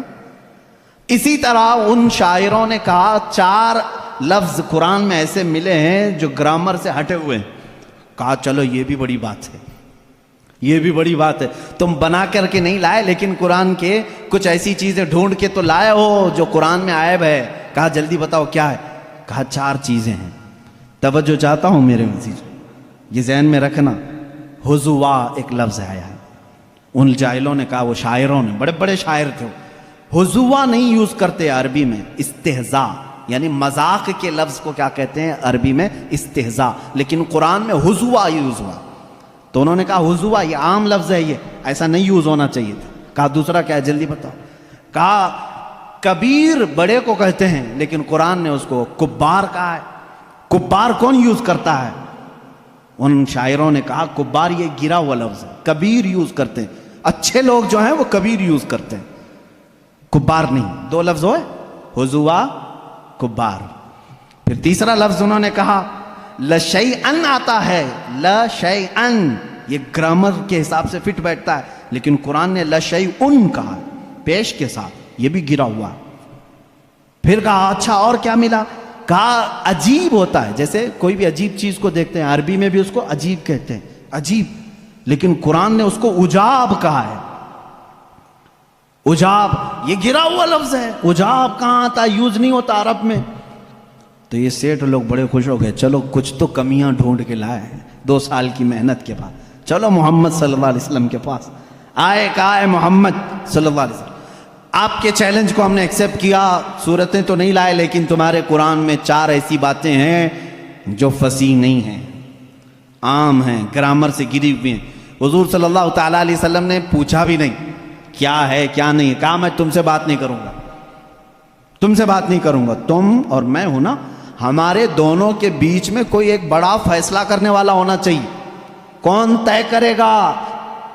کون طے کرے گا کہ یہ عربی گرامر کے حساب سے فٹ بیٹھتے ہیں کہ نہیں بیٹھتے ہیں، فصیح ہے کہ غیر فصیح ہے؟ تو حضور صلی اللہ تعالیٰ علیہ وسلم نے یہ فیصلہ بھی ان کے ہی حوالے کر دیا، جاؤ تم ہی ڈھونڈ کے لاؤ کوئی ایسا بڑا آدمی جو میرے اور تمہارے درمیان فیصلہ کرے گا۔ تو انہوں نے کہا ٹھیک ہے ڈھونڈتے ہیں۔ ڈھونڈ کر کے جانتے ہو کس کو لائے ہو؟ ایک 97 برس کا بڈھا تھا، 97 ایئرز کا، وہ اپنی لینگویج کو اتنی محفوظ رکھتا تھا کہ شہر کی لینگویج مکس نہ ہو جائے، اس کے لیے وہ پہاڑوں پہ رہتا تھا، اس کو اپنی لینگویج پر فخر تھا، اس سے زیادہ عرب میں کوئی فصیح آدمی نہیں تھا۔ اگر اس کی طرف سے کوئی بات آئی تو پورے عرب میں وہ قانون بن جاتی تھی، یہ لینگویج بہت فصیح ہے، فلاں بوڑھا جو 97 سال کا وہ بولتا ہے۔ تو یہ لوگ گئے، سارے سیٹھ اور شاعر اس کے پاس گئے، کہا ہمارے اور محمد صلی اللہ علیہ وسلم کے درمیان میں ایک مقدمہ ہے، آپ کو فیصلہ کرنا ہے۔ انہوں نے کچھ بتایا ہی نہیں تھا کیا ہے کیا نہیں ہے۔ اس بوڑھے کو منا لیا اور وہ بوڑھا اتر کے آیا، پہاڑوں سے اتر کر کے حضور کے پاس آئے، اب فیصلہ ہونا تھا۔ اب توجہ چاہتا ہوں، 4 لفظ ہے نا، حضوا، کبار، लशैउन उजाब, ये 4 वर्ड हैं, इनका दावा था। उस बूढ़े को लेकर के आए फैसल बना करके हुजूर सल्लल्लाहु अलैहि वसल्लम के पास। जब वो आया तो हुजूर बैठे हुए थे, और अरब में बड़े लोग आते हैं तो खड़े होकर के इस्तिकबाल करते थे। हुजूर अकरम सल्लल्लाहु अलैहि वसल्लम ने नहीं इस्तिकबाल किया, उठे ही नहीं, आप बैठे रहे। वो बूढ़ा आया, देखता रहा, और उसके बाद आकर के अपनी जगह बैठ गया। हुजूर खड़े हो गए। वो जब बैठा, हुजूर खड़े हो गए। वो बिचक करके फिर खड़ा हो गया।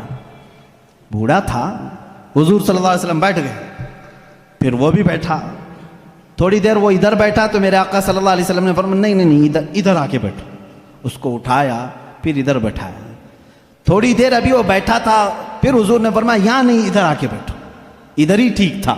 उसको फिर इधर उठाया। भाई 97 साल के बूढ़े को अगर बार बार उठाओगे बिठाओगे सनक जाएगी, क्या होगा। फिर उसके बाद उसको हुजूर ने कहा तीसरी मर्तबा, अरे नहीं आमने सामने बात करना अच्छा, यहां से उठो सामने आओ। अरे मियाँ अब तो उसकी हालत खराब हो गई। उठा और गुस्से में बोलने लगा, या मोहम्मद इन्नी शेखुन कुब्बार अतत्तखिजुनी हुज़वा व इन्न मिनकुम हादा लशैउन उजाब। उस बूढ़े ने क्या कहा मालूम है? ऐ मोहम्मद इन्नी शेखुन कुब्बार, मैं बूढ़ा आदमी हूं, अतत्तखिजुनी हुज़वा, क्या तुम मेरा मजाक कर रहे हो? व इन्न मिनकुम हादा लशैउन उजाब, और ऐसा मामला तुम्हारे से ये बहुत अजीब लगता है। चारों वर्ड उसने एक जुमले में यूज किए। हुजूर अकरम सल्लल्लाहु अलैहि वसल्लम ने उन शायरों की तरफ देखा, लाए भी तो उसको लाए हो जो कुरान की बातें ही यूज कर रहा है। बेचारे अब उनके पास मुंह झुकाकर जाने के अलावा क्या चाह रहा था। फैसला हो गया उस दिन। ये बूढ़ा जो बात कहता है वो फसीह बात कहता है। बाद में उस बूढ़े को पता भी नहीं था कि ये लोग लाए किस बात के लिए थे, किस चीज का फैसला करने के लिए लाए थे। हो सकता है बाद में जा करके उसको बहुत झगड़ा हुआ होगा कि हम तो यही 4 बातों को यहां पर तुम्हें बताने के लिए लाए थे कि कुरान में गैर फसी है, वही बोल के आ गए।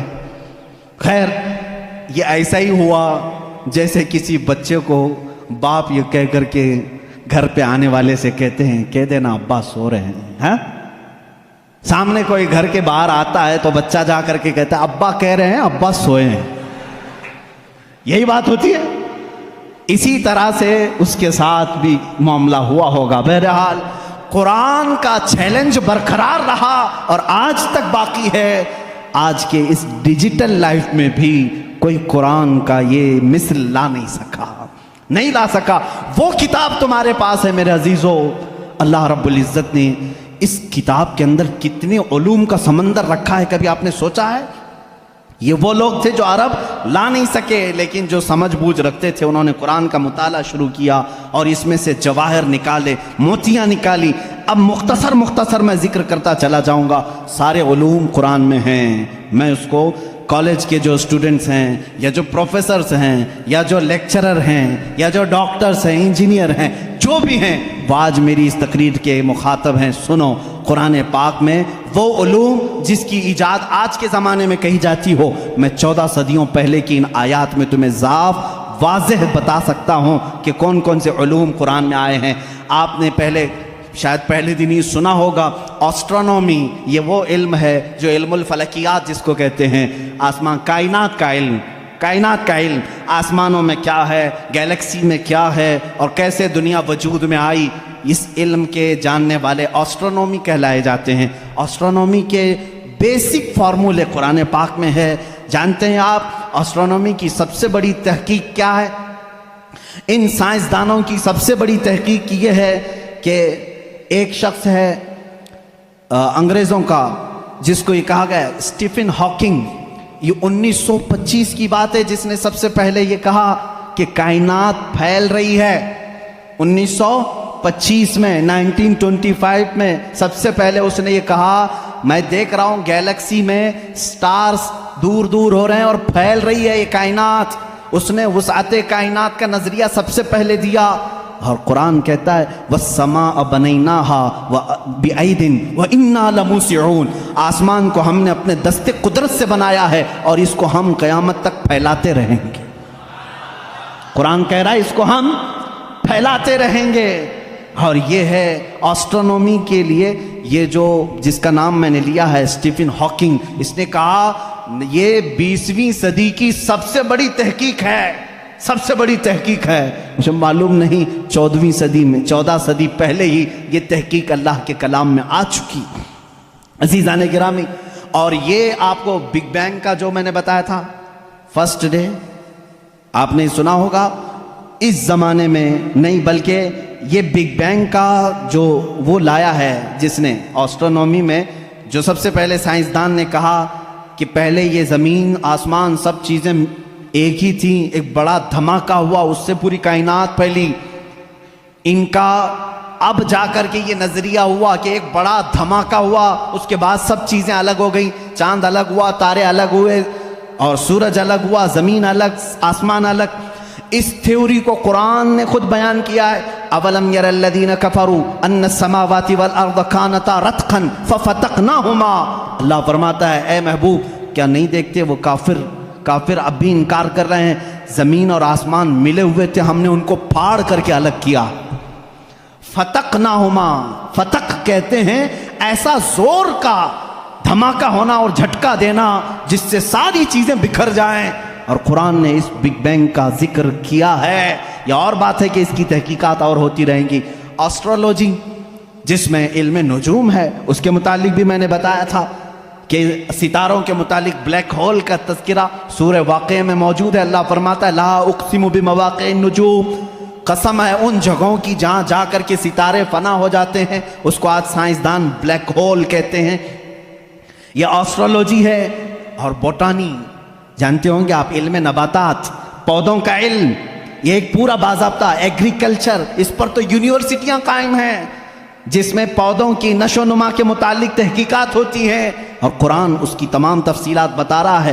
وَمِن كُلِّ الثَّمَرَاتِ جَعَلَ فِيهَا زَوْجَيْنِ اثْنَيْنِ. اللہ فرماتا ہے ہر پھل میں ہم نے میل اور فیمیل رکھا ہے. آج کے سائنس کہہ رہا ہے ہر درخت میں میل اور فیمیل ہوتے ہیں. یہ قرآن کے وہ علوم ہیں. بوٹانی اس علم کو کہتے ہیں.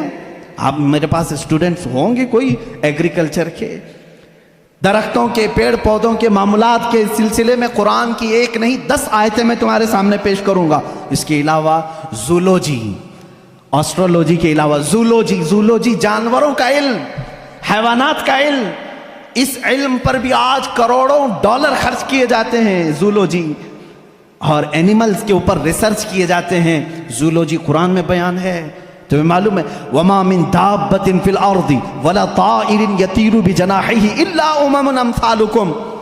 ایک سائنسدان ہے، اس سائنسدان کا نام میں تذکرہ نہیں کر رہا ہوں. اس نے سب سے پہلے کہا جانوروں میں بھی انسانوں جیسی کچھ عادتیں ہیں، میں نے ان پر تحقیق کی ہے. اس سائنسدان نے کہا. اور رب تعالیٰ فرماتا ہے زمین میں کوئی جانور ایسا نہیں اور اڑنے والے پرندوں میں کوئی ایسا نہیں. الا امم امثالکم، وہ سب کے سب تمہارے جیسی سوسائٹی رکھتے ہیں، تمہارے جیسی سوسائٹی. ان کے خاندان ہوتے ہیں، ان کے اپنی برادریاں ہوتی ہیں، ایک ہی خاندان کے ساتھ اڑتے ہیں، آتے ہیں، جاتے ہیں. یہ پرندوں کا معاشرتی معاملہ یہ زولوجی کہلاتا ہے. آج کی تحقیق میں ہے اور قرآن میں موجود ہے.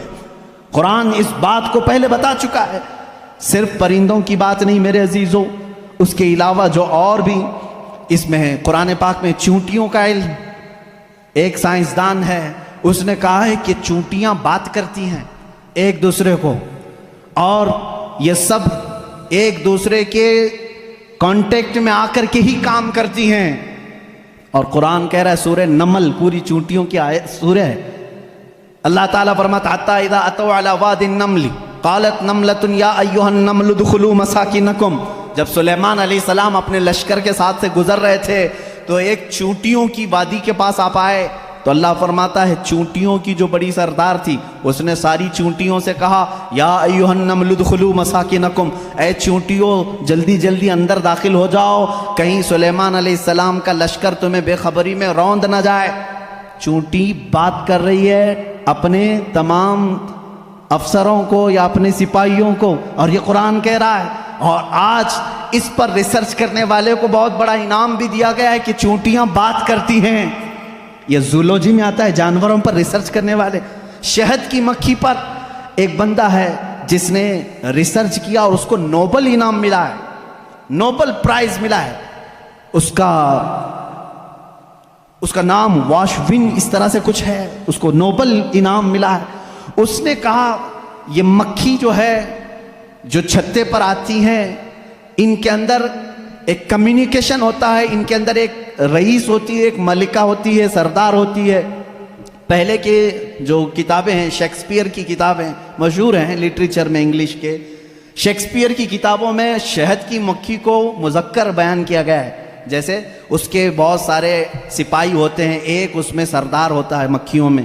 لیکن یہ 1975 میں 1975 میں ایک سائنسدان نے تحقیق کر کے بتایا شہد کی مکھیاں کمیونیکیشن کرتی ہیں، ایک دوسرے سے رابطہ کرتی ہیں، اور ان کو ایک ملکہ ہوتی ہے اور وہ آرڈر دیتی ہے اور اس کے آرڈر کے اعتبار سے سب جاتی ہیں۔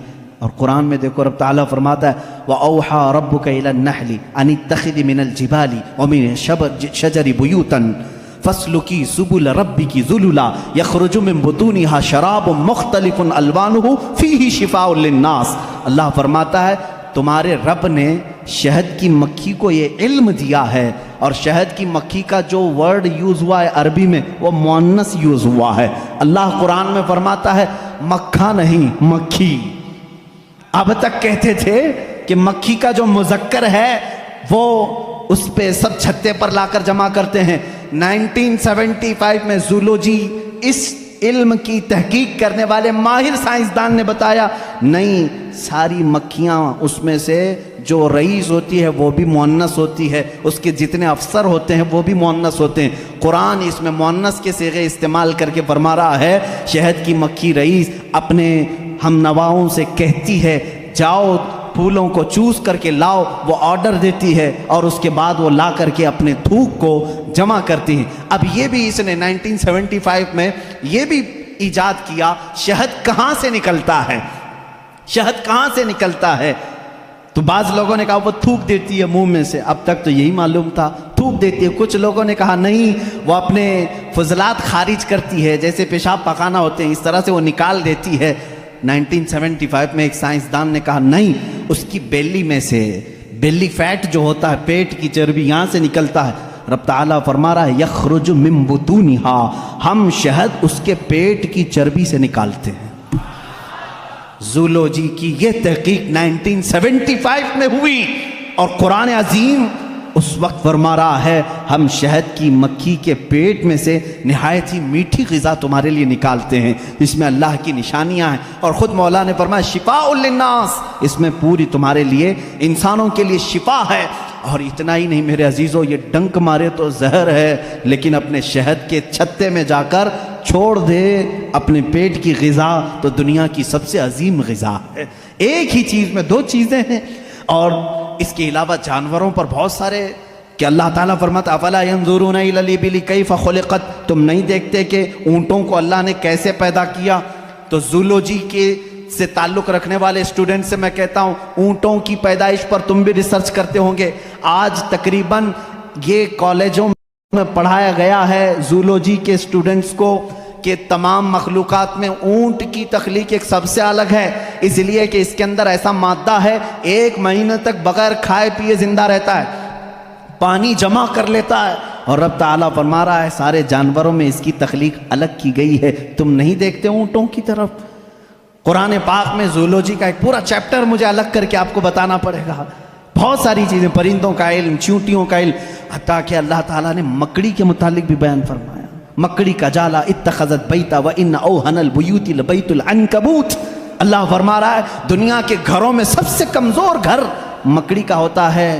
آج تحقیق تقریباً 1950 یا 60 کے بیچ میں ایک سائنسدان نے کہا کہ مکڑی جانوروں میں سب سے کمزور دل والی ہوتی ہے، اس لیے کہ یہ اپنے نر کو ہی مار دیتی ہے، اور قرآن کہہ رہا ہے اتخذت وان اوہن البیوت، بلکہ اللہ فرما رہا ہے سب سے کمزور گھر مکڑی کا ہوتا ہے، اور سب سے کمزور دل بھی اس کا ہوتا ہے۔ یہ زولوجی کے چیپٹرز ہیں۔ اگر اس کے بعد اور تھوڑا سا نکلو گے تو پھر میں اگر آپ کو آگے لے جاؤں میڈیسن کے بارے میں، قرآن نے کیا کیا کہا ہے، بہت بڑا ایک طویل چیپٹر ہے۔ میڈیسن، دوائیوں کے متعلق قرآن میں پورا علم موجود ہے۔ شہد کو ہی لے کر کے آج ریسرچ ہوئے ہیں. شہد کے اندر اللہ نے فرمایا فیہ شفاء للناس، اس میں لوگوں کے لیے شفا ہے. اور ورلڈ وار 2 کے ٹائم پہ، سیکنڈ ورلڈ وار کے درمیان اکثر زخمیوں کو شہد لگا کر کے صحیح کیا گیا. آج بھی جو جدید ترقی یافتہ کنٹریز ہیں ان کے ہاں شہد پر ریسرچ ابھی بھی چل رہا ہے، اور انہوں نے کہا ہے کہ اس میں وٹامن کے پایا جاتا ہے جو کسی دوسری چیز میں ہوتا ہی نہیں ہے. یہ زخموں کو بہت جلدی ختم کر دیتا ہے اور زخموں پر فنگس آنے نہیں دیتا، انفیکشن آنے نہیں دیتا. رب فرما رہا ہے فیہ شفاء للناس. میڈیسن کا تذکرہ کیا قرآن میں نہیں ملتا؟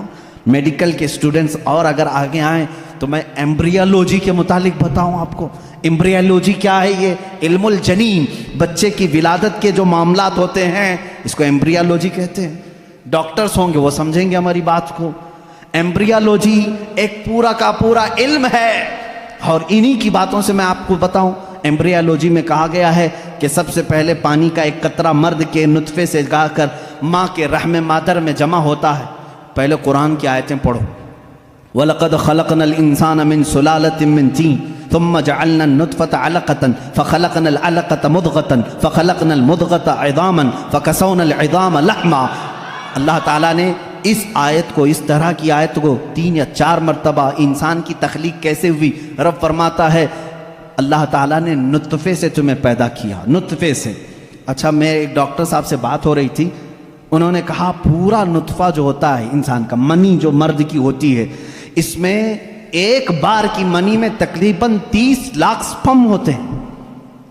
جو جراثیم، جس کو کیڑا یہ لوگ کہتے ہیں، جو جا کر کے عورت کے اوم میں، یعنی اس کے بیضے ہوتے ہیں، انڈے ہوتے ہیں، اس میں ٹکراتا ہے اور جا کر کے فکس ہو گیا اگر ایک جراثیم، ایک کیڑا، ایک سپم کا، تو پھر بچے کی ولادت وہاں سے شروع ہوتی ہے. تو انہوں نے کہا کہ 30 لاکھ میں سے ایک ہی جاتا ہے، 30 لاکھ میں سے ایک ہی جاتا ہے. اور رب تعالیٰ کے اس کلام پر قربان جاؤ، اللہ فرماتا ہے سلالۃ من ماء مہین، کہ جب تم نطفہ ڈالتے ہو تو بہت سارے پانی میں سے جو اصل ہوتا ہے مولا اسی سے پیدا کرتا ہے. سلالہ کہتے ہیں سب سے قیمتی چیز، اس میں سے جو اصل ہے اسی سے پیدا کرتا ہے. 30 لاکھ اگر سپم میں جراثیم آئے ہوں، صرف ایک ہی سے پیدا کیا جاتا ہے. پھر اس کے بعد اللہ تعالیٰ نے فرمایا ہم اس کے ذریعے سے علقہ بناتے ہیں. علقہ کیا ہے؟ مضغہ کیا ہے؟ علقہ بستہ خون ہے. بستہ خون مطلب خون جیسے ہوتا ہے. میں نے ایک ڈاکٹر سے پوچھا اس میں ہی انٹرنیٹ پر، تو انہوں نے ایک تحقیق مجھے بھیجی کہ ایمبریالوجی کے شروع کے دنوں میں یہ ہوتا ہے کہ جیسے جونک ہوتی ہے نا، جونک ایک کیڑا ہے، چپک جائے تو چھوڑتا نہیں ہے. تو علقہ قرآن میں ذکر ہے، میں اس پر پڑھ رہا تھا. علقہ جیسے چنگم والی چیز ہوتی ہے، چپکنے والی، اگر خون کے چپکنے والے حصہ کوئی بن گیا تو اس کو علقہ کہتے ہیں. اور آج ڈاکٹرز کہہ رہے ہیں نطفے کے بعد اگر سب سے پہلے بچے میں کچھ بنتا ہے تو وہ گم ٹائپ کا ایک خون بنتا ہے جس کو قرآن بتا رہا ہے. یہ ساری چیزیں سونوگرافی کے بعد معلوم ہوتی ہیں، سکین کرنے کے بعد معلوم ہوتی ہیں. اور اس کے بعد مضغہ ہے، گوشت کا ایک لوتھڑا، اس میں اللہ تعالیٰ نے جو مضغہ لفظ استعمال فرمایا، اس کا مطلب کیا ہے یہ بھی ڈاکٹرز اس کی بھی تسلیم کریں گے. ایک بہت بڑا سائنسدان ہے، اس سے پوچھا گیا 3rd سٹیج ایمبریالوجی سٹیجز میں سے 3rd سٹیج کیا ہے، تو اس نے ایک لمبا سا آٹا یا کچھ چنگم لیا، اس کو دانتوں میں رکھا، چبا کر کے دکھایا، ایک لمبا کیڑا اور اس پر دانتوں کے نشان، دانتوں کے نشان. ڈاکٹرز جب سکیننگ کریں گے تو ان کو یہ پتا چلے گا کہ پہلے ماں کے پیٹ میں ایک لمبی چیز بنی جس پر دانتوں کے نشان جیسے. قرآن نے مضغہ کہا.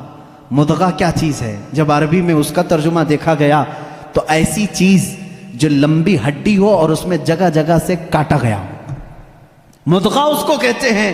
اور ڈاکٹرز کل 100% اتفاق کرتے ہیں کہ 3rd سٹیج میں جب یہ بچے کی ولادت آتی ہے تو اس کی صرف ریڑھ کی ہڈی بنی ہوتی ہے جو پیٹھ پر ہے، جس میں جگہ جگہ گانٹھ ہے، ایسا لگتا ہے جیسے کسی نے کسی چیز کو چبایا. یہ قرآن میں ایمبریالوجی کا فلسفہ موجود ہے. اگر یہ سٹیجز میں بتاؤں 9 مہینے تک بولنا پڑے گا نا، بچے کی ولادت 9 مہینے بعد ہوتی ہے. ایمبریالوجی کے بہت ساری چیزیں ہیں. اور اللہ میں آپ کو یہ بتاؤں سب سے پہلے چیز کیا بنتی ہے انسان کی، یہ بھی تحقیقات سائنس کر چکا ہے. سب سے پہلے بچے کے نطفے کے بعد علقہ، مضغہ، اور اس کے بعد اس پر چمڑی آتی ہے، یا جو بھی 27 ویکس، اگر 24 ویکس ہوتے ہیں اگر پریگننسی کے، تو سب سے پہلے وہ جنین میں سننے کی چیز آتی ہے. کیا؟ سننے کی چیز. اس کے بعد اس کے اندر محسوس کرنے کی، دیکھنے والی چیز آ جاتی ہے 27 ویکس کے بعد. پھر اس کے بعد اس کی ہارٹ بیٹ بھی شروع ہوتی ہے. اب قرآن کی آیت پڑھو، اللہ فرماتا ہے وَجَعَلَ لَكُمُ السَّمْعَ وَالْأَبْصَارَ وَالْأَفْئِدَةَ قَلِيلًا مَا تَشْكُرُونَ. ہم نے تمہارے ماں کے پیٹ میں سب سے پہلے سننے کی طاقت دی، دیکھنے کی طاقت دی، پھر دھڑکنے والا دل عطا کی. اللہ اللہ، یہ ترتیب کہاں سے آئی؟ یہ اس زمانے میں قرآن نازل ہوا جہاں کوئی خوردبین نہیں تھی، کوئی مائکروسکوپ نہیں تھا، کوئی ٹیلیسکوپ نہیں تھا، کوئی سونوگرافی نہیں تھی، کوئی اسکیننگ سینٹر نہیں تھا. جب قرآن یہ بتا رہا ہے وہ لوگ اس وقت ماؤں کے پیٹ میں کیسے بات جان سکتے تھے؟ ایک بہت بڑا سائنسدان ہے، اس کے سامنے ایمبریولوجی کے تذکرے کیے گئے اور قرآن کی آیتیں بتائی گئی، تو کہتا ہے شاید محمد صلی اللہ علیہ وسلم کے پاس کوئی ایسی بڑی مشین تھی جس کو وہ دیکھ کر کے سب بتائیں. ان سے کہا گیا میاں یہ 1400 سال پہلے کی ہے، تو وہ خود ہنسنے لگا. ہاں یہ تو ٹیلیسکوپ جو دیکھنے والی خوردبین ہے، مائکروسکوپ، یہ تو 16ویں صدی میں ایجاد ہوئی ہے، اور اس وقت جب ایجاد ہوئی تو بڑی بڑی چیزیں ہی خالی دیکھ سکتی تھی، چھوٹی چیزوں کو دیکھا بھی نہیں جاتا. پھر اس نے اٹھ کر کے یہ کہا پھر تو یا تو اوپر والی کوئی طاقت ان کے ساتھ ہوگی. یہ باتیں اگر وہ اس زمانے میں بتائے ہیں تو پھر کوئی اور طاقت ہوگی. یہ قرآن کے علوم ہیں میرے عزیزو، پڑھو اس قرآن کو، کیا نہیں ہے اس کے اندر. اب میں اگر ایمبریولوجی ہو گئی بات، اس کے علاوہ اور ہائیڈرولوجی، زمین کے معاملات، پانی کے تبخیر کا سب سے پہلا مادہ قرآن نے بتایا. یہ واٹر سائیکل کے جو تھیوری ہے سب سے پہلے جانتے ہیں آپ کو کس نے پیش کی ہے؟ ایک سائنسدان ہے جس نے یہ بات پیش کی، برنارڈ پیلیسی نام کا ایک سائنسدان ہے. اس نے یہ تھیوری پیش کی کہ سمندر کا پانی گرمی سے سوکھتا ہے، آسمانوں میں جاتا ہے. سائنس میں ہم بھی اسکول میں پڑھے تھے، دھوپ میں پانی اڑ کر کے جاتا ہے، پھر جمع ہوتا ہے، پھر بارش میں آتا ہے. یہی ہے نا یہ واٹر سائیکل کا جو نظام ہے، ایواپوریشن اس کو کہتے ہیں. یہ سب سے پہلے جو سائنسدان نے برنارڈ پیلیسی نام کا اس نے دیا، اور وہ بھی 1580 میں، 16ویں صدی میں. اب آؤ قرآن کیا کہتا ہے؟ قرآن کہتا ہے وَالسَّمَاءِ ذَاتِ الرَّجْعِ وَالْأَرْضِ ذَاتِ الصَّدْعِ، وہ آسمان جو ہر چیز کو واپس پھر سے کھینچ لیتا ہے. پانی ہم برساتے ہیں اور پھر اس کو لوٹا دیتے ہیں. یہ ایواپوریشن کا، واٹر سائیکل کا جو مسئلہ ہے، یہ جو فنڈا ہے، یہ قرآن میں موجود ہے. مجھے بتاؤ اے سائنس کے اسٹوڈنٹس، کیا قرآن ہائیڈرولوجی کی بات نہیں کر رہا ہے؟ کیا قرآن ایمبریولوجی کی بات نہیں کر رہا ہے؟ کیا قرآن آسٹرونومی کی بات نہیں کر رہا ہے؟ کیا قرآن آسٹرولوجی کی بات نہیں کر رہا ہے؟ کیا قرآن بایولوجی کی بات نہیں کر رہا ہے؟ فزیولوجی کی بات کر رہا ہے. قرآن ہر فزیولوجی میں یہ دوران خون جو ہوتا ہے، ابھی آج ایک بچے نے مجھے سوال کیا فزکس پڑھنا کیسا ہے حضرت، اس میں الگ الگ تھیوریاں ہیں. میں اس کے لیے بھی بتا دوں، فزکس قرآن میں موجود ہے. فزکس کا ایک بہت بڑا فنڈا یہ ہے کہ ایٹم یہ تقسیم نہیں ہوتا. پہلے سے لوگوں کا خیال تھا ایک ذرہ ہوتا ہے، 14 صدیوں تک لوگ یہ مانتے تھے ایک لاسٹ کوئی چیز ہوگی، اس سے لاسٹ تو کوئی کچھ نہیں ہوگا نا. جیسے ذرہ، ایک چھوٹا سا ہلکا ذرہ، وہ نہیں تقسیم ہوگا. فزکس والوں نے یہ ثابت کیا نہیں، ذرہ بھی تقسیم ہوتا ہے، ایٹم کو بھی تقسیم کیا جا سکتا ہے، ڈیوائیڈ ہو سکتا ہے. یہ فزکس کا فنڈا ہے، یہ فزکس کی تھیوری ہے. اور قرآن کہتا ہے لا يعزب عنه مثقال ذرة في السماوات والارض ولا اصغر من ذلك ولا اکبر الا في کتاب مبین.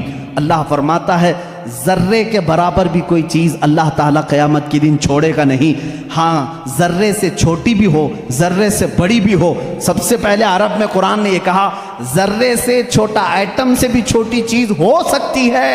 اور 14 صدیوں کے بعد فزکس والے کہہ رہے ہیں کہ ایٹم بھی تقسیم ہو سکتا ہے. یہ فزکس ہے جو قرآن پاک میں ہے. بہت سارے علوم ہیں میرے عزیزوں، میں گنانے لگوں. اخیر میں تمہیں صرف 2 چند باتیں عرض کروں گا. کیلکولیشن آتا ہے نا، بہت سارے تو 10ویں میں میتھس میں ہی فیل ہوتے ہیں.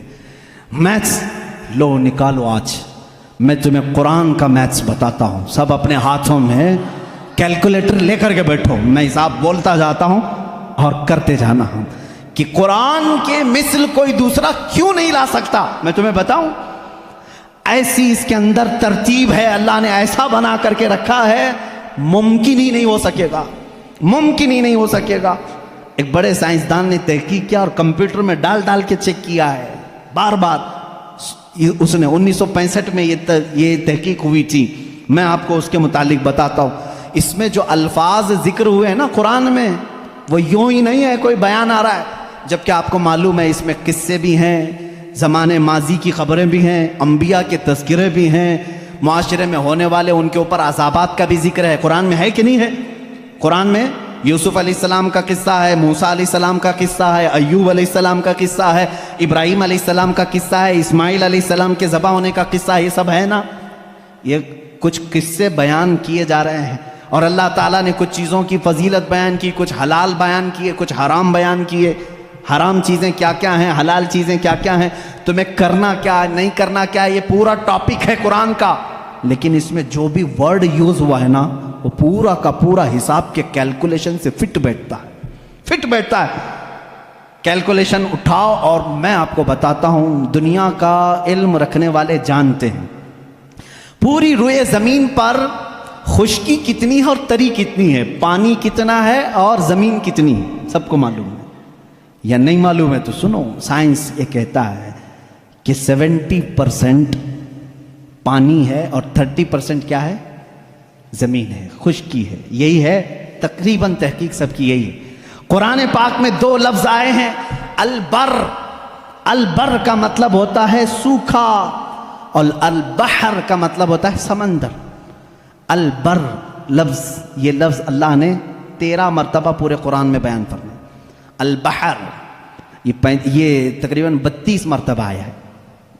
یہ ہو سکتا ہے میں حساب کروں گا تو اب کچھ لوگ سو جائیں گے، لیکن قرآن میں بیان کر رہا ہوں، آج یاد رکھنا، آج میں چیلنج کر کے جا رہا ہوں، کوئی اس کو توڑ سکے تو توڑ دے، آ جائے کوئی بھی۔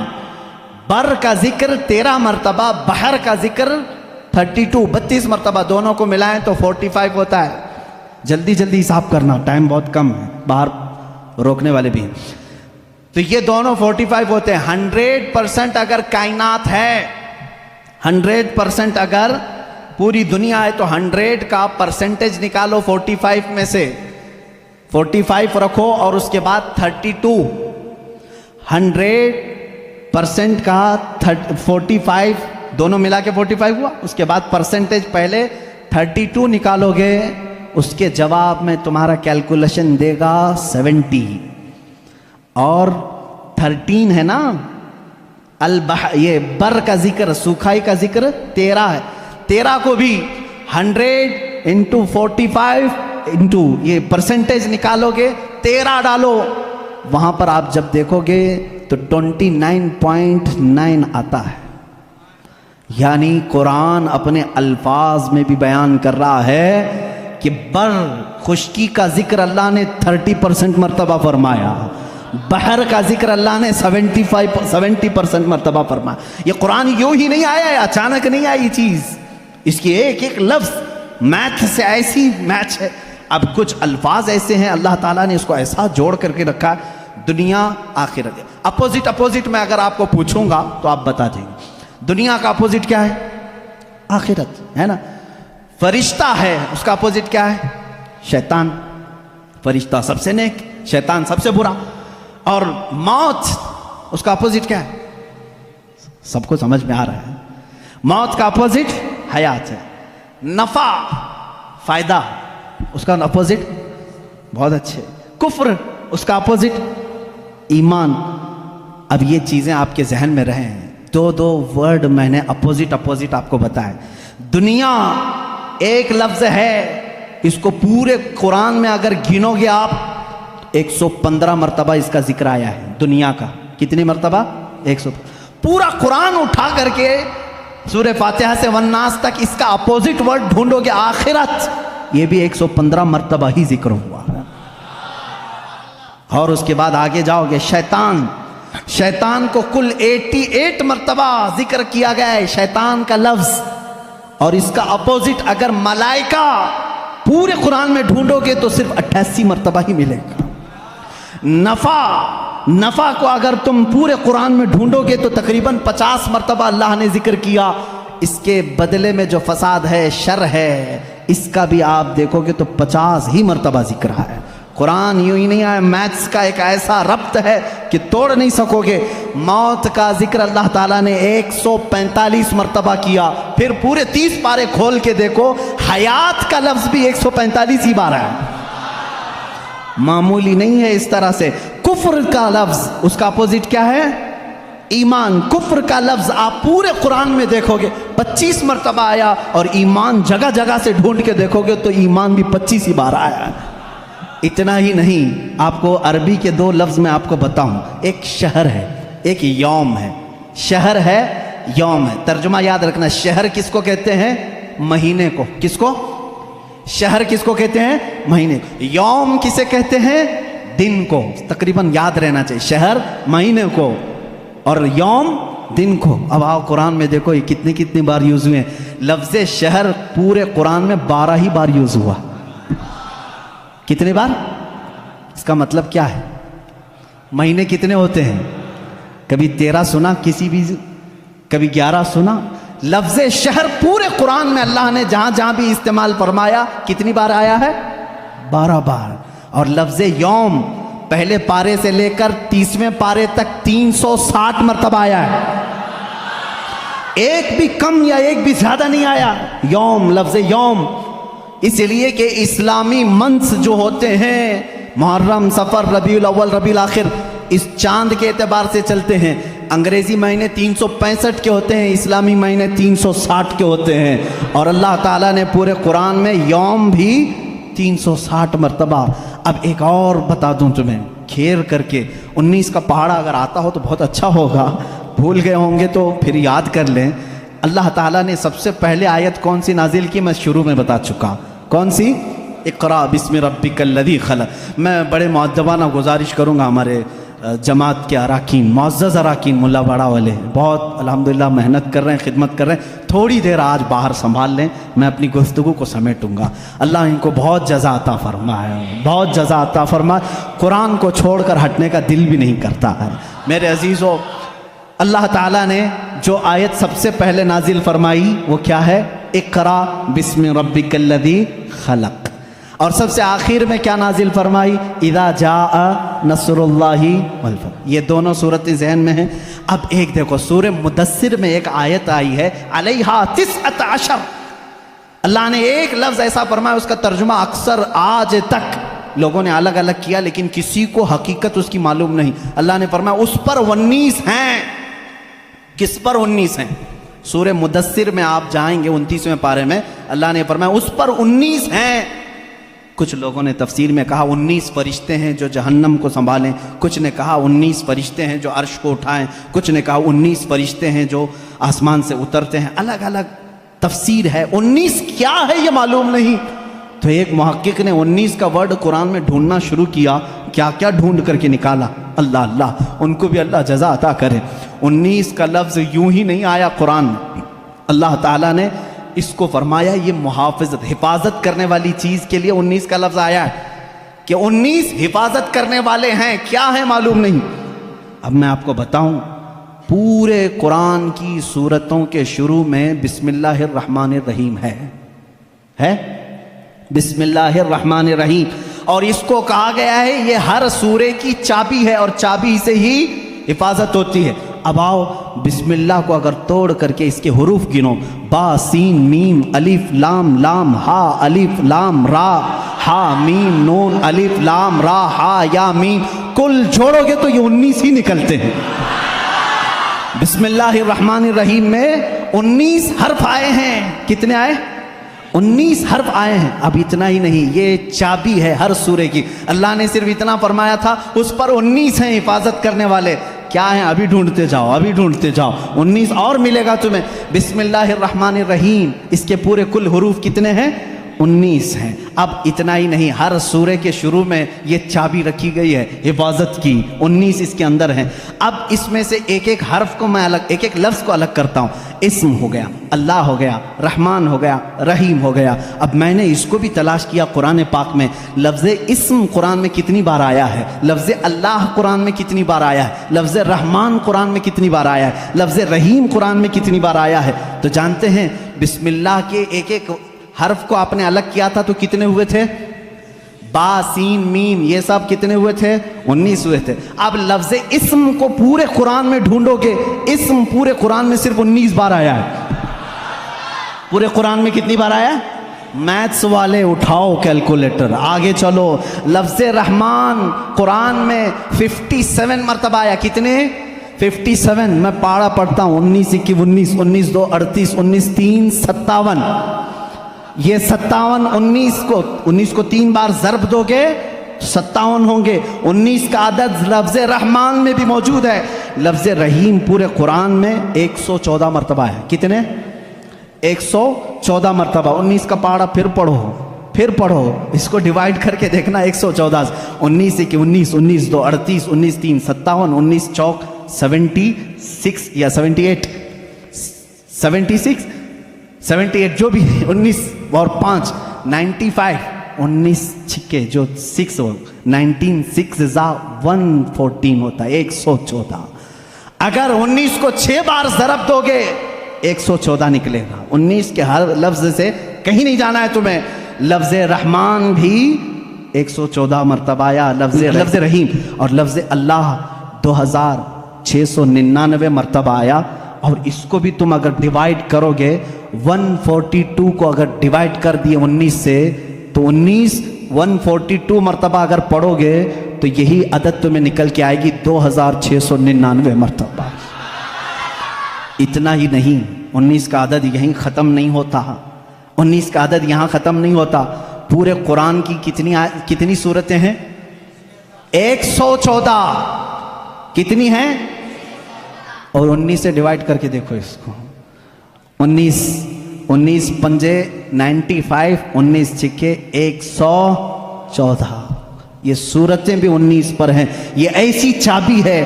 اب آؤ سب سے پہلے کون سی سورہ؟ سورہ اقرا بسم ربک الذی خلق، ٹھیک ہے نا؟ کتنی آیتیں نازل ہوئی تھی؟ 5 آیتیں۔ اس کو میں بعد میں بتاتا ہوں، اس سے پہلے ایک اور لیلۃ القدر کو دیکھو اللہ نے کیسے بیان کیا۔ ہم سب لیلۃ القدر، شب قدر کب مناتے ہیں؟ 27 رمضان کو نا۔ تقریباً دنیا میں اکثر لوگ 27 رمضان کو کیا مناتے ہیں؟ لیلۃ القدر۔ عربی میں شب قدر کو کیا کہتے ہیں؟ لیلۃ القدر۔ یہ سورہ آئی ہے 30ویں پارے میں، انا انزلناہ فی لیلۃ القدر وما ادراک ما لیلۃ القدر لیلۃ القدر خیر من الف شہر۔ اس ایک سورہ میں لیلۃ القدر کا ورڈ 3 بار یوز ہوا ہے۔ کتنی بار؟ 3 بار۔ ذہن میں ہے نا؟ لیلۃ القدر، شب قدر، شب قدر، شب قدر 3 بار یوز ہوا ہے۔ اب آؤ لیلۃ القدر کو میں حرف الگ الگ کرتا ہوں، لیلۃ القدر کو پورا توڑ کر کے الگ الگ حرف کرتا ہوں۔ لیلۃ القدر میں کتنے حرف ہیں؟ لام، یا، لام، تا، الف، لام، قاف، دال، را۔ کتنے ہوئے؟ 9۔ ایک لیلۃ القدر میں کتنے لفظ آئے؟ 9۔ اور یہ لیلۃ القدر کتنی بار یوز ہوا؟ 3 بار۔ 9 کو 3 سے ضرب دو، 9 کے 9 9 2 18 9 3 27۔ لیلۃ القدر کب ہے؟ قرآن یوں ہی نہیں آیا ہے، پورا میتھ سے لے کر کے آیا ہے۔ قرآن پڑھنے والا میں سمجھتا ہوں میتھمیٹکس میں فیل ہو ہی نہیں سکتا۔ مجھ جیسے جاہل کو دیکھو جو بیٹھا ہوں اور میتھس تمہیں بتا رہا ہوں، یہ قرآن کی برکت ہے، قرآن کی برکت ہے۔ میں نے کسی یونیورسٹی میں میتھس نہیں پڑھا، صرف قرآن سے پڑھا ہے۔ اب آؤ میں تمہیں بتاتا ہوں قرآن شروع جہاں نازل ہوا اقرا بسم ربک الذی خلق، اور جہاں ختم ہوا اذا جاء نصر اللہ، اور اللہ نے یہ 19 کی چابی دونوں میں لگا رکھی ہے۔ کیسے؟ آؤ اقرا بسم ربک الذی خلق کو میں پڑھتا ہوں ما لم یعلم تک۔ کہاں تک؟ ما لم یعلم۔ اپنی انگلیوں سے گنتے رہنا، میں ایک ایک حرف گنتا جا رہا ہوں۔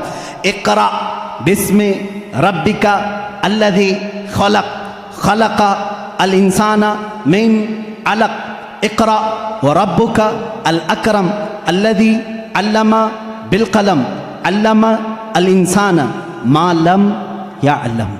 ٹوٹل کتنے ہوئے؟ اقرا سے لے کر کے ما لم یعلم تک ایک ایک ورڈ میں نے گنا. کتنے آئے؟ 19 آئے. یہ سب سے پہلے نازل ہونے والی آیتیں ہیں. چلو اذا جاء میں چلتے ہیں. آخری جو سب سے آخر میں آئی، اذا جاء نصر اللہ والفتح ورأیت الناس يدخلون فی دین اللہ افواجا فسبح بحمد ربک واستغفر انہ کان توابا. 19 لفظ اس میں بھی آتے. کتنے آتے ہیں؟ پھر سے جوڑنا اذا کو. یہ ایک ایک حرف ایک ایک لفظ ہے عربی میں. اذا ایک الگ چیز ہے، جا الگ ہے، نصر الگ ہے، اللہ الگ ہے، والفتح الگ ہے، ورأیت الگ ہے، الناس الگ ہے، یدخلون الگ ہے، فی الگ ہے، دین الگ ہے، اللہ الگ ہے، افواجا الگ ہے. اس کے بعد فی دین اللہ افواجا. فسبح الگ ہے، بحمد الگ ہے، ربی کا الگ ہے، واستغفر الگ ہے، انہو الگ ہے، کانا الگ ہے، توابا الگ ہے. پورے ٹوٹل کتنے ہوئے؟ قرآن پاک کی اترنے والی سورہ اقرا بسم ربک، اس میں 19 لفظ پہلے اتارا. جب ختم کرنا ہوا تب بھی 19 لفظ. یہ ایسی چابی ہے، اس کے فنڈے میں تم کھو کے رہ جاؤ گے، نکال نہیں پاؤ گے. میں ابھی تو یہ تمام چیزیں بیان ہی نہیں کر سکا کہ قرآن ہماری زندگی کا پورا دستور حیات ہے. جب تمہارے گھر میں بچے کی ولادت ہو تو قرآن کہتا ہے نام رکھو. نام رکھنے کی ترتیب تمہیں کسی بھی اور لا کی ضرورت نہیں. میں سارے لا تمہیں بتا کر کے جاتا ہوں. آج قرآن جینے کا سلیقہ کیسے دیکھتا ہے. بچہ پیدا ہو تو نام رکھو. وَإِنِّي أُعِيذُهَا بِكَ وَذُرِّيَّتَهَا مِنَ الشَّيْطَانِ سَمَّيْتُهَا مریم. حضرت حنا نے کہا میں اس کا نام مریم رکھی ہوں. یہاں سے پتہ چلتا ہے بچہ پیدا ہونے کے بعد سب سے پہلی ڈیوٹی ماں باپ کی نام رکھنے کی ہے. اس کے بعد کیا ڈیوٹی ہے؟ قرآن سے پوچھا. قرآن کہتا ہے وَالْوَالِدَاتُ يُرْضِعْنَ أَوْلَادَهُنَّ حَوْلَيْنِ كَامِلَيْنِ. والداؤں کو، ماؤں کو یہ چاہیے کہ اپنے بچوں کو دودھ پلائیں. ہم نے قرآن سے پوچھا کتنے دن پلائیں؟ حملہ وفصالہ 30 شہرا. حمل اور اس کو چھڑانا، دودھ کی پوری مقدار 30 مہینے ہے، جس میں سے کم 6 مہینے پریگننسی کے ہے. 24 مہینے دودھ پلانے کی مدت ہے. قرآن نے یہ دودھ پلانے کی ایام رضاعت بتائی. اس کے بعد پھر پوچھا بچہ جب بڑا ہو جائے تو کیا کہا جائے؟ کہا باپ کو چاہیے کہ وہ نصیحت کرے. پورا سورہ لقمان پڑھو. یا بنی انہا ان تک مثقال حبۃ من خردل فتکن فی صخرۃ او فی السماء او فی الارض یأتی بها اللہ. بچوں کو نصیحت کرو، اے بیٹا گناہ کرو گے ذرے کے برابر بھی ہو تو اللہ تعالیٰ تمہیں وہ قیامت کے دن دکھائے گا.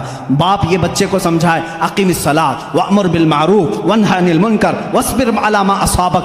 باپ اپنے بچے کو تربیت یہ کرے. قرآن سکھا رہا ہے، میں پوری زندگی بتا کر کے جاؤں گا. اے بیٹا نماز پڑھ، برائیوں سے رک، اچھائیوں کی بات کر، اور جو بھی مصیبت آئے اس پر صبر کر. اور باپ کیا سمجھائے بچے کو؟ ولا تصعر خدک للناس ولا تمشی فی الارض مرحا. جب بات کرے کسی کے ساتھ منہ ٹیڑھا کر کے بات مت کرنا. ادب بھی قرآن سکھا رہا ہے. اور پھر قرآن کہتا ہے باپ اپنے بچے کو یہ سمجھائے کبھی بھی زمین پر اکڑ کر کے مت چلنا، کبھی کسی کو بلند آواز سے بات مت کرنا، کبھی کسی کے ساتھ چھیمی گوئیاں اس طرح نہ کرنا کہ تیسرا شک میں مبتلا ہو جائے. یہ تربیت ہے. اتنا ہی نہیں، پھر بچے کو کیا سمجھایا قرآن نے ماں باپ کے ساتھ کیا کرے؟ قرآن کہتا ہے ہم نے فیصلہ کر دیا قضا ربک الا تعبدوا الا ایاہ وبالوالدین احسانا اما یبلغن عندک الکبر احدهما او کلاهما فلا تقل لهما اف ولا تنهرهما. اے لوگو جب تمہارے ماں باپ میں سے کوئی ایک بوڑھا ہو جائے تو انہیں اف تک نہ کہنا، ان کے ساتھ نرم بات کرنا، انہیں جھڑکنا نہیں. ماں باپ کی تمیز قرآن دے رہا ہے. بچوں سے پوچھا گیا جب یہ بالغ ہو جائیں تو کیا کیا جائے؟ قرآن کہتا ہے وَإِذَا بَلَغَ الْأَطْفَالُ مِنْكُمُ الْحُلُمَ فَلْيَسْتَأْذِنُوا كَمَا اسْتَأْذَنَ الَّذِينَ مِنْ قَبْلِكُمْ. جب بچے بالغ ہو جائیں تو انہیں سکھاؤ کہ جب بھی گھر میں آئیں تو اجازت لے کر کے آئیں، اجازت کے ساتھ آئیں.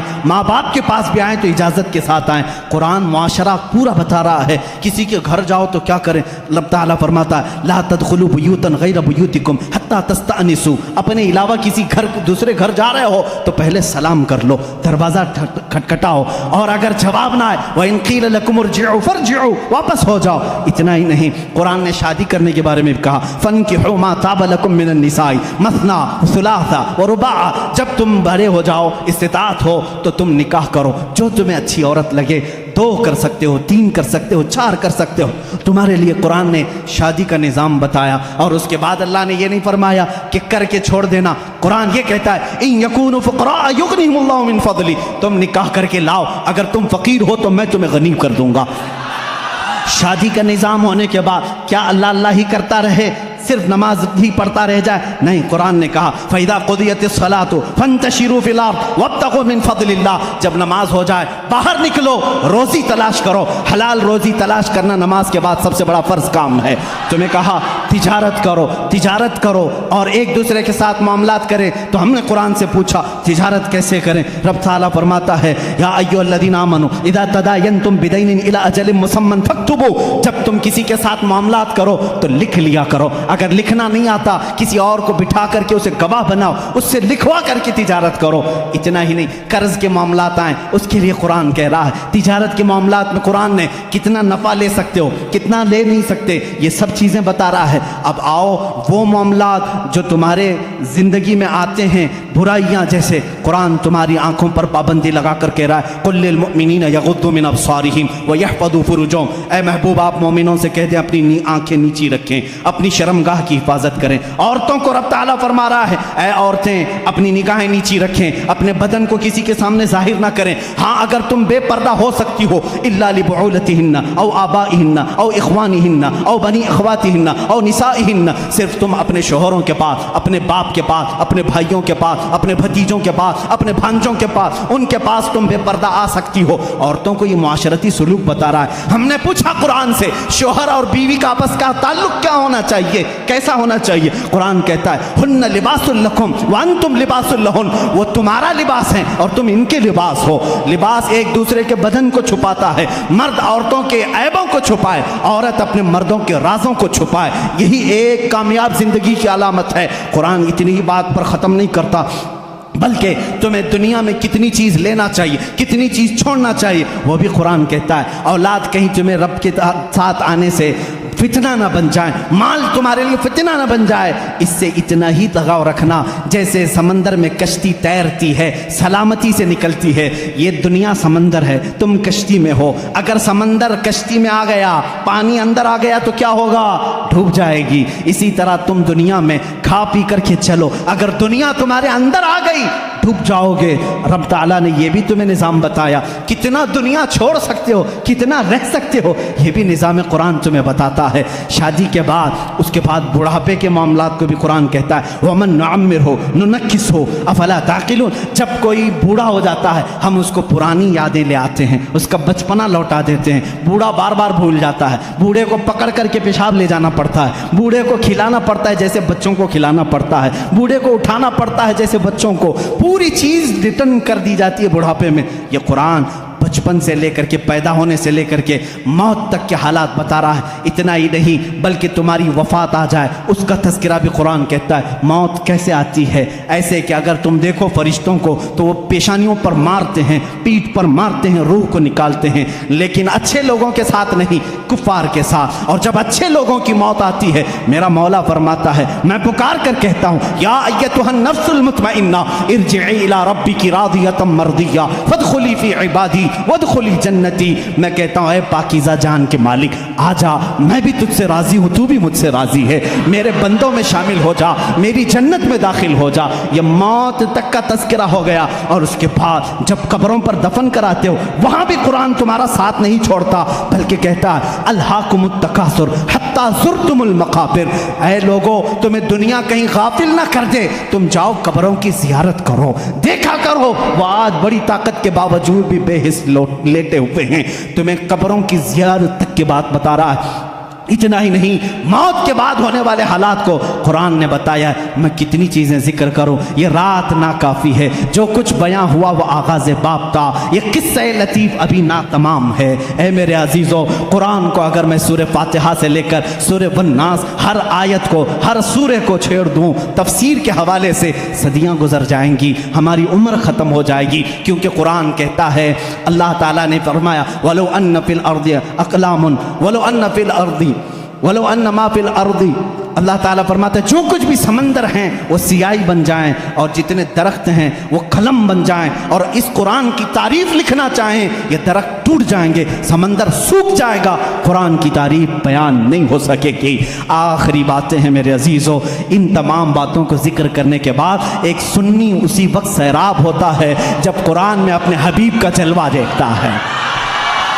اے لوگو، تم پوچھتے کیوں نہیں؟ مولانا آپ نے قرآن کو کہاں سے کہاں تک بتا دیا، ساری چیزیں بتائیں۔ قرآن میں آسٹرونومی ہے، آسٹرولوجی ہے، امبریالوجی ہے، فزکس ہے، میتھس بتایا، سائنس بتایا، جغرافی بتایا، جیو فزکس بتایا۔ کبھی یہ کیوں نہیں پوچھتے میرا محمد قرآن میں کہاں ہے، میرا آقا قرآن میں کہا ہے؟ میں تمہیں بتاتا ہوں، ہے قرآن میں ہے، آغاز سے اخیر تک قرآن ہے نعت مصطفیٰ، آغاز سے اخیر تک قرآن ہے نعت مصطفیٰ۔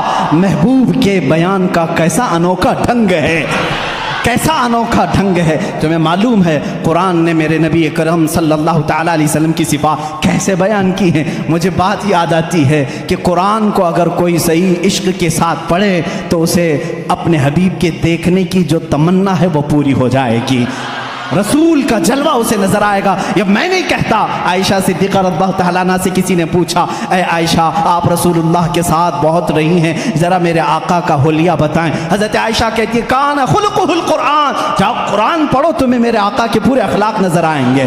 میں تمہیں بتاؤں، اللہ اللہ، اے میرے سنی مسلمانوں، اگر تم پوچھتے ہو میرے نبی کی کچھ تذکرے کر دو، قرآن سارے علوم بتا رہا ہے، کیا میرے نبی کی بھی بات بتا رہا ہے؟ ہاں، قرآن کو جب تم پوچھو گے میرے رسول کا چہرہ کیسا تھا، وہ کہے گا پڑھ وَالضُّحَىٰ وَاللَّيْلِ اِذَا سَجَىٰ۔ اگر تم پوچھو گے اے قرآن کیا میرے نبی کی زلفیں بھی ہیں، وہ قرآن کہے گا وَاللَّيْلِ اِذَا يَغْشَىٰ، رات کی تاریکی کی طرح تیرے رسول کے زلفیں تھی۔ اگر تم پوچھو گے قرآن اور بتا میرے نبی کا حلیہ، قرآن کہتا ہے میں تجھے بتاتا ہوں، اس کے ہاتھ وَمَا رَمَيْتَ إِذْ رَمَيْتَ وَلَكِنَّ اللَّهَ رَمَىٰ، جب اٹھتے ہیں ہاتھ اس کا ہوتا ہے، دست قدرت اللہ کا ہوتا ہے۔ اور تم پوچھتے ہو اس کی زبان کیا ہے، وَمَا يَنْتِقُ عَنِ الْهَوَىٰ إِنْ هُوَ إِلَّا وَحْيٌ يُوحَىٰ، وہ کچھ اپنے پیٹ سے نہیں بولتا، اس کی زبان سے جو نکلتا ہے وہ وحی الہی ہوتی ہے۔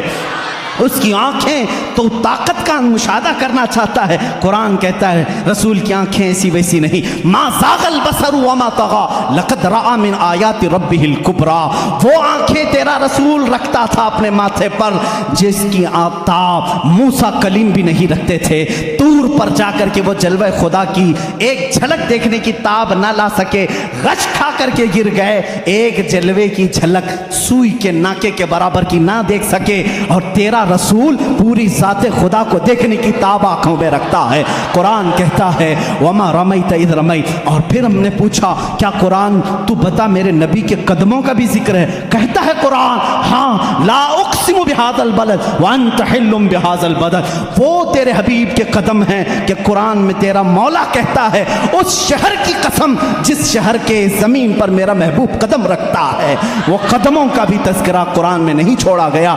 ہم نے قرآن سے پوچھا اچھا بتا اس رسول کی شان کیا ہے؟ مولا قرآن میں کہتا ہے، قرآن جواب دیتا ہے اے بندے تیرے بس کی بات نہیں، اس محبوب کی شان یہ ہے انا اعطیناک الکوثر فصل لربک وانحر، بلکہ قرآن دوسری جگہ کہتا ہے ورفعنا لک ذکرک، تیرے رسول کے ذکر کو ہم نے بہت بلند کیا ہے۔